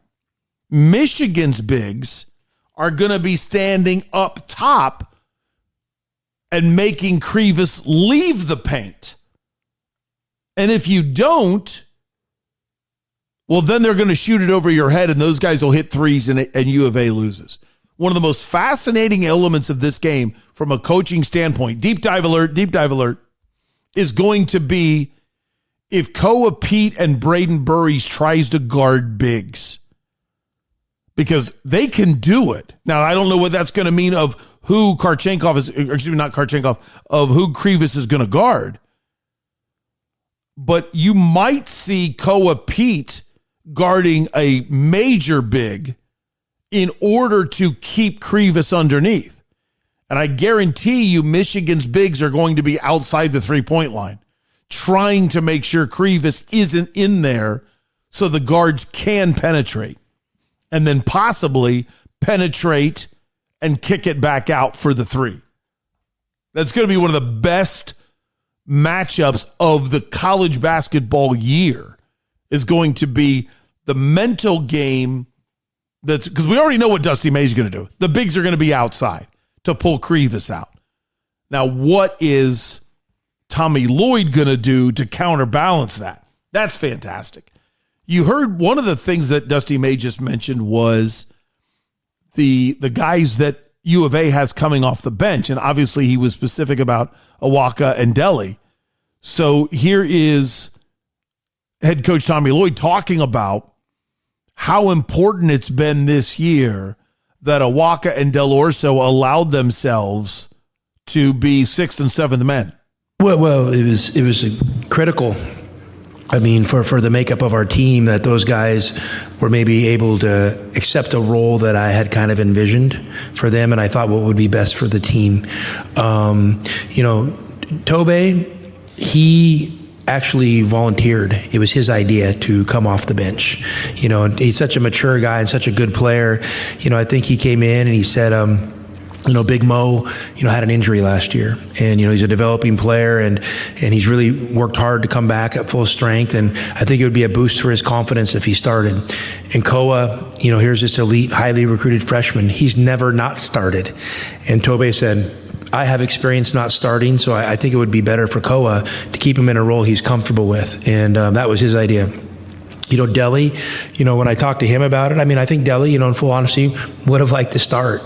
And I kind of told him what my vision. I felt like we needed a kind of a sniper off the bench, and I think having somebody that can fulfill that role was going to be really important. And another reason, probably the most important reason I came up with that is, well, not only is Braden a good player, but I knew Braden was going to spend some time at the point. So I didn't want, especially our schedule was so tough early, I didn't want Braden coming off the bench, to sub for Bradley, say Bradley picks up an early foul, and now you have this freshman who is youthful and trying to gain experience, running the point, his first minutes in the game. So I wanted, his first minutes of the game at the point guard to come after he'd been on the court for a few minutes as a two or a combo.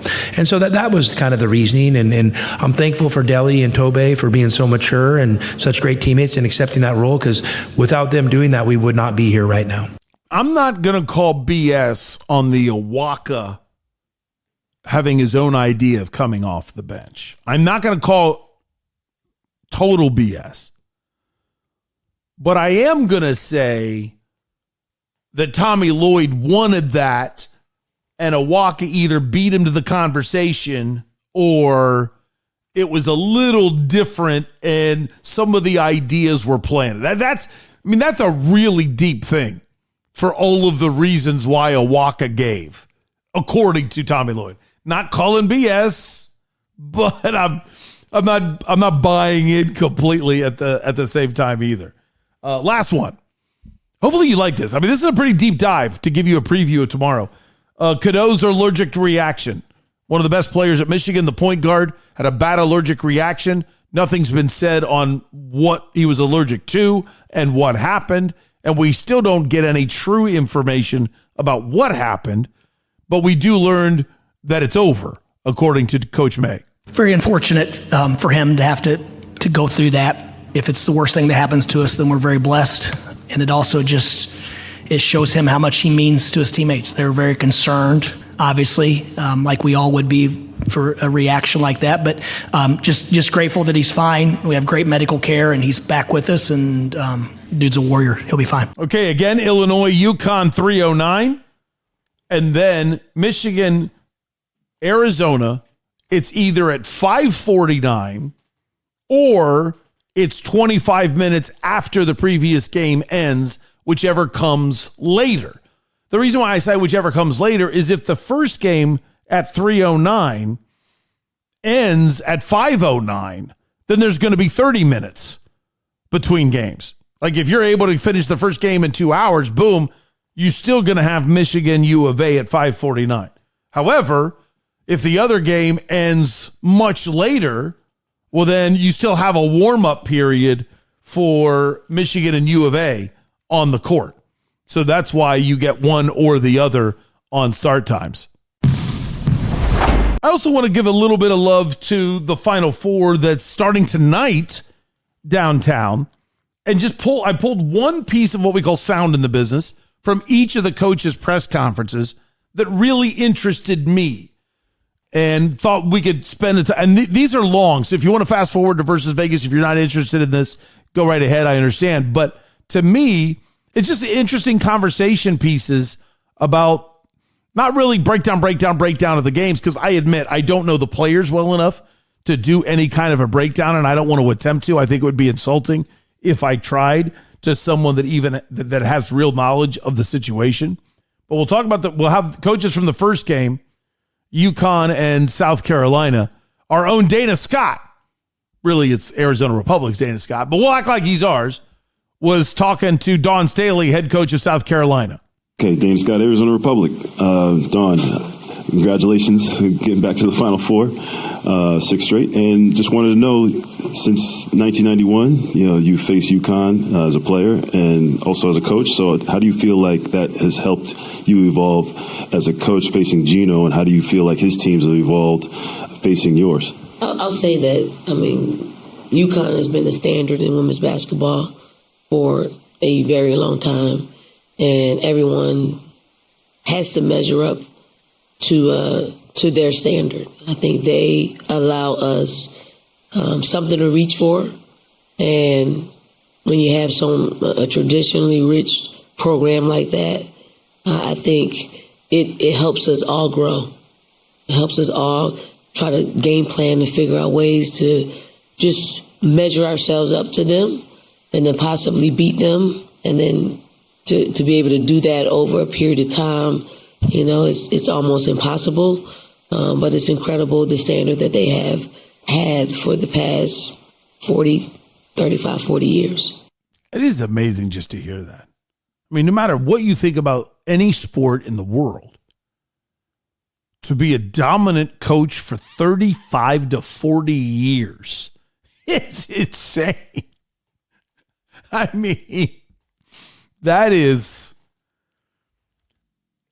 it's funny. I think this is an area where maybe the media is better than all of us average Joes.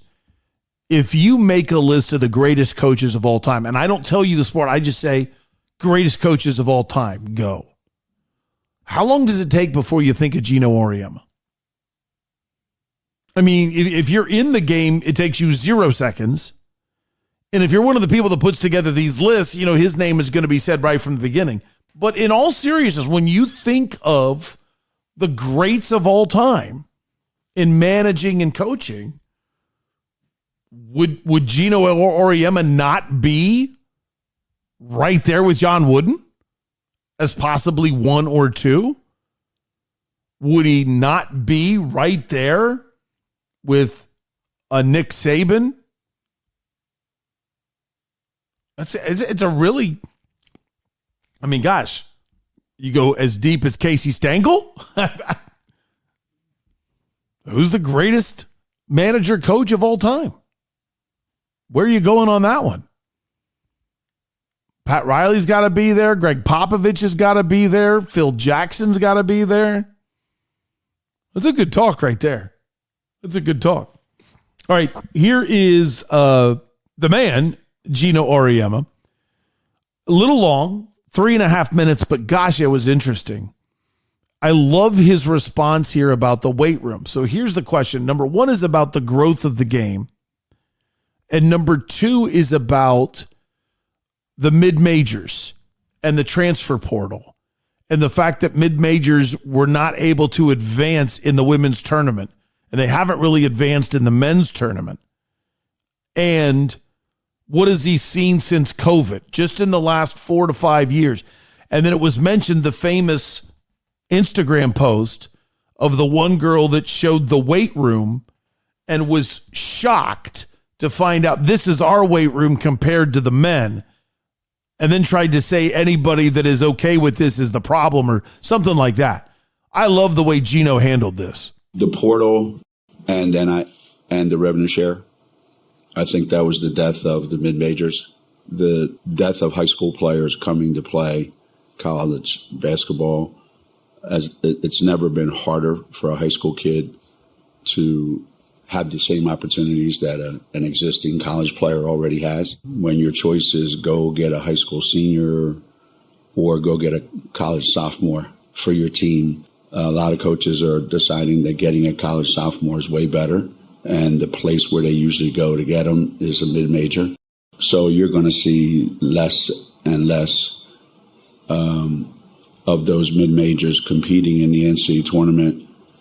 There is a way that they can fix that, just giving more opportunities to the mid-majors so that those kids that are playing at those schools feel like they have a path to at least play in the NCAA tournament, okay?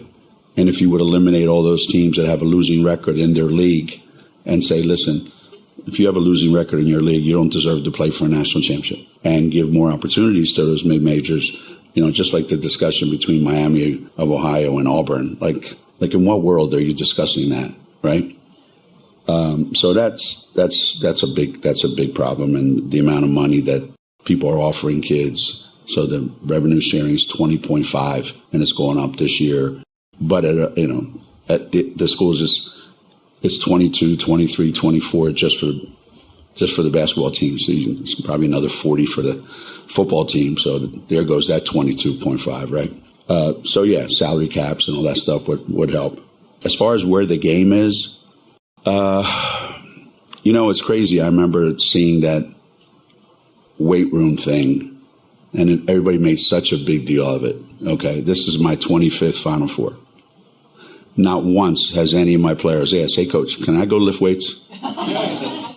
It was the biggest embarrassment of all time that caused the uproar that it did, and then the NCAA scrambling around, going, "Oh my God, we have to be equal to the men," when there are things like the regionals that are important.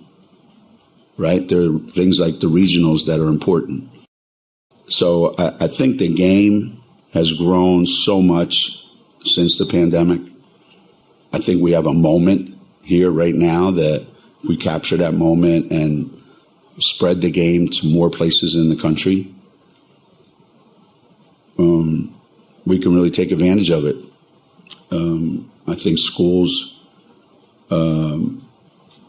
more schools, I was thinking about this recently. They said that it's the first time since the same schools are back to back. And the last time we were in it, it was us, Tennessee, Stanford, and Georgia. Think about that. Us, Tennessee, Stanford, and Georgia. How many Final Fours has those other three schools made in the last 15 years? So the game has changed so much because so many more schools now have an opportunity to get here. That doesn't mean they're going to get here, but they have an opportunity to get here. So the game's in a really, really good place. People are watching, tremendous interest. It's our job now to put a really good product on the court. Here's why I love that so much. Number one, it is a major problem. It is a major problem. The tournament and the thrill of the tournament has everything to do with the mid-majors and the fear of the upset. And I think that's a fantastic idea. In order to make the NCAA tournament, you just set the rule. You got to have a 500 record or better in your conference, or we're not even talking about it. And this is the head coach saying it at the top of the profession, who is in a power conference. When it comes to basketball, the Big East is considered a power conference. And it's not like UConn's barely escaping to get in. But just there it is. That's a way to reward the mid-majors. I love that. And then the second part of it, I loved the way he kind of mocked the way everything went viral. My kids never were even cared about working out. So let's just worry about the game. Let's go. And you're not there long enough. You're there for a day or two. I mean, that was great. That was great. My beef was always with the last line that girl had said. If you condone this, you're part of the problem. I forget what it was. I just remember being offended. Like, man, I would have been on this train with you. I would have fought with you. All you have to do is say, hey, I think this is a problem. Like, yeah, you're right. I'll help you work on that.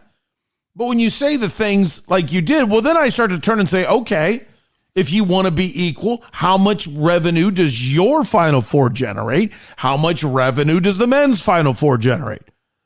I mean, if you're going to be like that and have an attitude like that, then why can't we go the other way? Now, if you want to know the truth, Title IX matters. It is a federal law that any institution that is taking money from the state must comply with Title IX. And therefore, it is a violation of Title IX from a school standpoint. I admit it's a legal gray area when you're talking about the NCAA because that's a consortium of colleges who are mostly bound by Title IX. Private schools are not bound by Title IX because they don't receive public funds. But if you receive public funds, you're bound by Title IX. Really interesting legal discussion if anybody cares. I like that stuff. Not a lot of other people do, but I like that stuff. So that's Gino and Dawn Staley. That's the early game. Texas UCLA is the late game.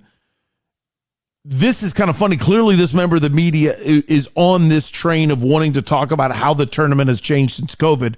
So she asks Corey Close, the head coach of UCLA, about the famous tweet or Instagram post and video of the differences of the men's weight room and the women's weight room. In terms of the growth of the game, I just couldn't be prouder. I was in the bubble when it got exposed, some of the differences. Now March Madness for the women is just normal now. Everything that's in our locker room today when we walked in the arena or when we got to the hotel is the same as what the men were. And I don't take that for granted. That was a costly change. That was an intentional change. We're in a new TV deal that's, I still think we can make another step in that and truly let women's basketball stand on its own. But everything from attendance, viewership, corporate sponsorship, all of those things throughout the year. I saw a stat about what an ad space costs for the Final Four. And I'm just excited, and we got to keep our foot on the gas. See, different philosophy. Oh, it got exposed. You can tell she elevates this to a big moment. Gino Auriemma is like, the weight room doesn't affect me winning. I don't care. I'm kind of on the Gino side of things. Okay, this one's a real long one, but gosh, I found it fascinating. I'm kind of doing this so you get a feel for these coaches and these teams. And if you care, you decide who to root for this weekend, because it's all right here in Phoenix starting tonight at 4:00. This is Vic Schaefer. He's the head coach at Texas, and they're taking on UCLA. He was asked about a game that they lost against Vandy, and he called his team soft in the press conference. So since he called the team soft, I got a lot of national attention from within women's groups of whether or not that's okay, because you're coaching your kids hard when you say all of you were soft. And I thought it was awesome. Listen to his response to the question, because he's kind of like, hey, media, get over this. I think what everybody needs to understand about that night that nobody talks about, two things. One, I gave Vanderbilt tremendous credit that night. Even my own local media, I gave them tremendous credit. They played so well. Coach Ralph had her team ready to go, and they absolutely played great. Two, I said that night, and I say this all the time, you're either coaching it or allowing it. So what that means is, and I said this, I'll fix it. It's my responsibility. I'm accountable. If I don't like the way my team's playing, it's my job to fix that. And I said that. And so I was as much disappointed in myself that night as anything. That my team would show up that night and play the way we played. I was disheartened. Was I disappointed in a lot of things? Absolutely. But here's the thing. I have the pleasure of knowing what you don't know. I see what you don't see every day. So in that moment, sure, y'all can take and run with whatever I said that night and turn it into however you want to, which you did. Some of them did. And that's okay. At the end of the day, they responded exactly like I thought they would. The character in my locker room, the young people, I have an incredible group of young ladies. And we, from that night to the next day in practice, how that practice went, the leadership that was in that room, Madison Booker's voice resonated in my practice gym that day. I've been really asking her for a while. To me, that was the next step in her evolution as an All-American, to not only just be somebody that kids could see every day working, coming in early, spending time on her game, but stepping up and being that vocal leader too. And from that day forward, she's been that. In that semifinal game in the SEC tournament, if you'll remember, Mississippi made a run at us to go into the fourth quarter. Before I could get in the huddle, Madison Booker was holding court. I didn't have to get in that huddle, and I let her have it. I let her have the whole huddle. I didn't even jump in there till about the time the horn sounded. That's what you want.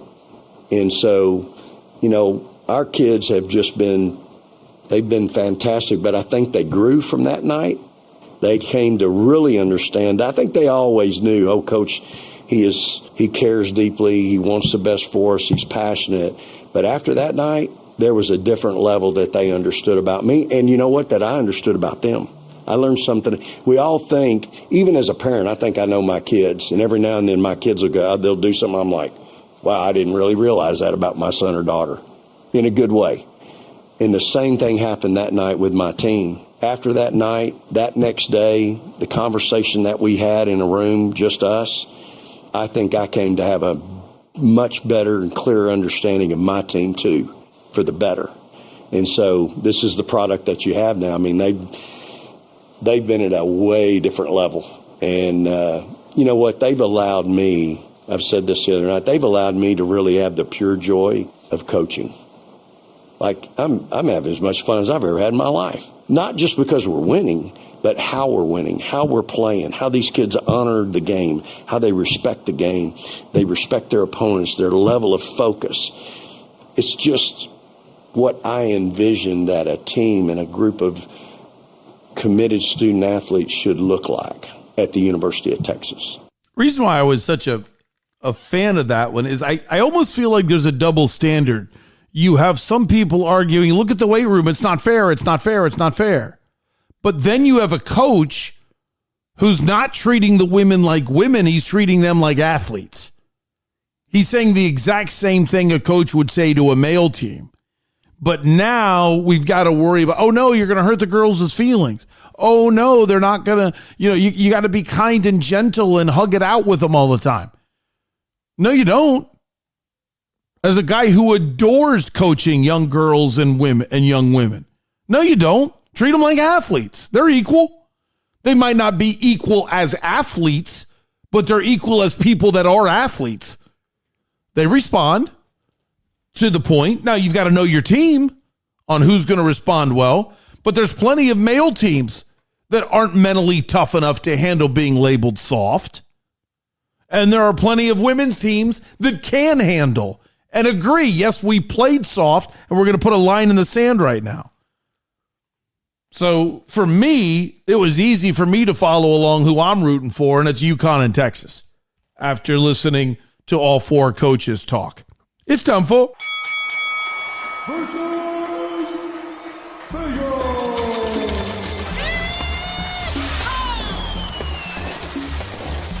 I did such a bad job today. It's like I wanted to do a vacation show to get to bed, but I had so much to say, and it's 7 o'clock in the morning, and I slept for 3 hours last night before I started the show. Bad decisions. A lot of bad decisions, but hopefully everything's going to be back to normal next week, as I've been running on fumes for a couple weeks now. And that's why I've been failing so much and continually going to bed. And actually, I've been sleeping on the couch because I set an alarm to wake up at like 2 in the morning or 3 in the morning, and I don't want to disturb Jennifer. So for once in my life, the beer doesn't sound good at 7 o'clock, but it will later on today. I'm going to 100 Mile Brew today for lunch, but you're welcome to stop by and say hi, but I won't be there for all that long because I need to get to the west side by 3 o'clock. So because of that, I could easily not see you. So that's why I would hate for you to try to make a special trip to 100 Mile Brew today. And then, I'm here to see Doug, and Doug's already left. But hey, doesn't mean you can't go and get yourself an A Mountain Amber Ale. All right, here we go. Doug versus Vegas. Pretty much failure last night. Only went 1-3 on the day. 1-3. Bad. I took the Clippers plus the 4.5. San Antonio won by 19. That didn't help. I took the Diamondbacks on the money line because Atlanta was traveling. Yeah. Atlanta won 17-2, if you forgot. I was only off by 16 runs. That's not good. And I took the Mets on the money line against the Giants, and that was close. Giants only won 7-2. So I was right on it with the teams I predicted to do well or win, losing by 19 points, losing by 15 runs, and losing by 5 runs. Yeah. Okay. Let's get it all back today. Here we go. I got 7 games I liked due to travel, and 1 game I admit I'm guessing on. We're going to take The Sixers at home against Minnesota to cover the 2.5. The Wolves are on the back end of a back-to-back. I admit I'm a little bit nervous about my backing of Arizona every step of the way. Michigan is built to beat UofA. Michigan's a 1.5-point favorite. I'm taking the positive juice, and I'm taking UofA on the money line. If I'm going to be standing here saying all year long they're the number one team, time to put some money where the mouth is. So here you go. Got UofA winning against Michigan tomorrow night. Tonight, downtown, I got UConn covering the 6.5 against South Carolina. Hockey, I got the Islanders covering the puck line against the Philadelphia Flyers, as the Flyers were at home last night and then flew up to New York. I got the Blue Jays covering against the White Sox, as the Blue Jays have Dylan Cease on the mound, so he might have a little present for the White Sox. I got the Phillies in a, not a parlay, but I got two plays on this one game. I think the Phillies are going to cover the 1.5 on the run line against the Rockies. And I also think the weather's going to be warm enough early that the Phillies and Rockies will go over the 10.5. Like, you score a lot of runs at Colorado anyway, but when it gets cold, it is a little harder. And the lows are going to be 35 degrees. But the highs are 58 at first pitch. So I think that's going to be nice to be able to put some runs on the board. And 10.5, to me, is a lower number when it comes to Coors Field. So that's what I like. So again, we've got the Sixers, UConn, Islanders, Blue Jays, and Phillies all covering. UofA on the money line and taking the over, Phillies at Rockies. Sound credits today. I got all of the women's Final Four thanks to my friends at 12 News. And I got all the men's Final Four sound from my friends at 12 News. So that's a pretty nice day at the office right there. I'm happy with 12 News helping me out that much. And I think they gave me all of my sound, didn't they? Yeah, they did, because I didn't have any Sun sound today or Diamondback sound. That does it for today's version of Doug Franz Unplugged, presented by Whirlwind Golf Club at Wild Horse Pass. Can't thank the sponsors enough. I mean, think about it. They're sticking with me when I'm not quite reaching the level that I expected. When I sold it to them, I said from the beginning, I'm going to try to get the podcast up by 5 in the morning, and I'll always have it up by 6. And it's been about 2 weeks since I've had the podcast up by 6 in the morning. And all of them are happy. So please find a way to support one of the sponsors this weekend. Choose one and say, I'm doing this.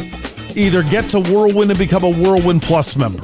Go to Bell's Nashville Kitchen on Main Street in Old Town Scottsdale, just off of Scottsdale Road. Get yourself the Nashville hot chicken sandwich. Get yourself the iceberg wedge with the amazing Nashville hot chicken tenders. Great stuff. Or go to Santan Ford. If you're in the market for a new pre-owned car, go to Santan Ford. If you're not, use the mobile unit and have them change your oil this weekend. Parker & Sons Heating, Cooling, Plumbing, and Electrical. Call 602-2-REPAIR. That's 602, the number 2, then REPAIR for Parker & Sons Heating, Cooling, Plumbing, and Electrical. Burrito Express. Burrito Express gave out free burritos yesterday for National Burrito Day. That's how much they want to be involved in the community, and that's how much pride they have in their product. Because think about how much money you're going to lose when you give out your product for free for a day. But I guarantee you, Angel believes our food is so good that once you have it, you're going to say, I got to put this as a regular part of my world. And he's right. But he's a hardcore member of the Unplugged Army, one of the originals. 100 Mile Brewing Company, the sponsor of Beer Friday, and the sponsor of my keg. I have a keg. That's still so funny. I'll be there having a beer. I like their big fried chicken sandwich is really, really good. Good burgers. This might sound simple. I like their turkey club. I won't be getting it today. I'll be getting the fish and chips today. Or I might get like shrimp in a taco or something like that. Penny Royal Promotions, slap a logo on that. They're always there for us. Big fan. Email me, Doug at DougFranzUnplugged.com if you want information there. Goodyear Fit Body Boot Camp, inspiring fitness and changing lives every day. Wendy's, your local Wendy's, and the new spicy chicken sandwich. And, of course, Slice House by Tony Gemignani. I nailed it today, Al. To you and your family, God bless you and have a wonderful Easter. Miss you, Al. Doug, thank you so much. My best to your listeners, and keep up the work on Doug French Unplugged.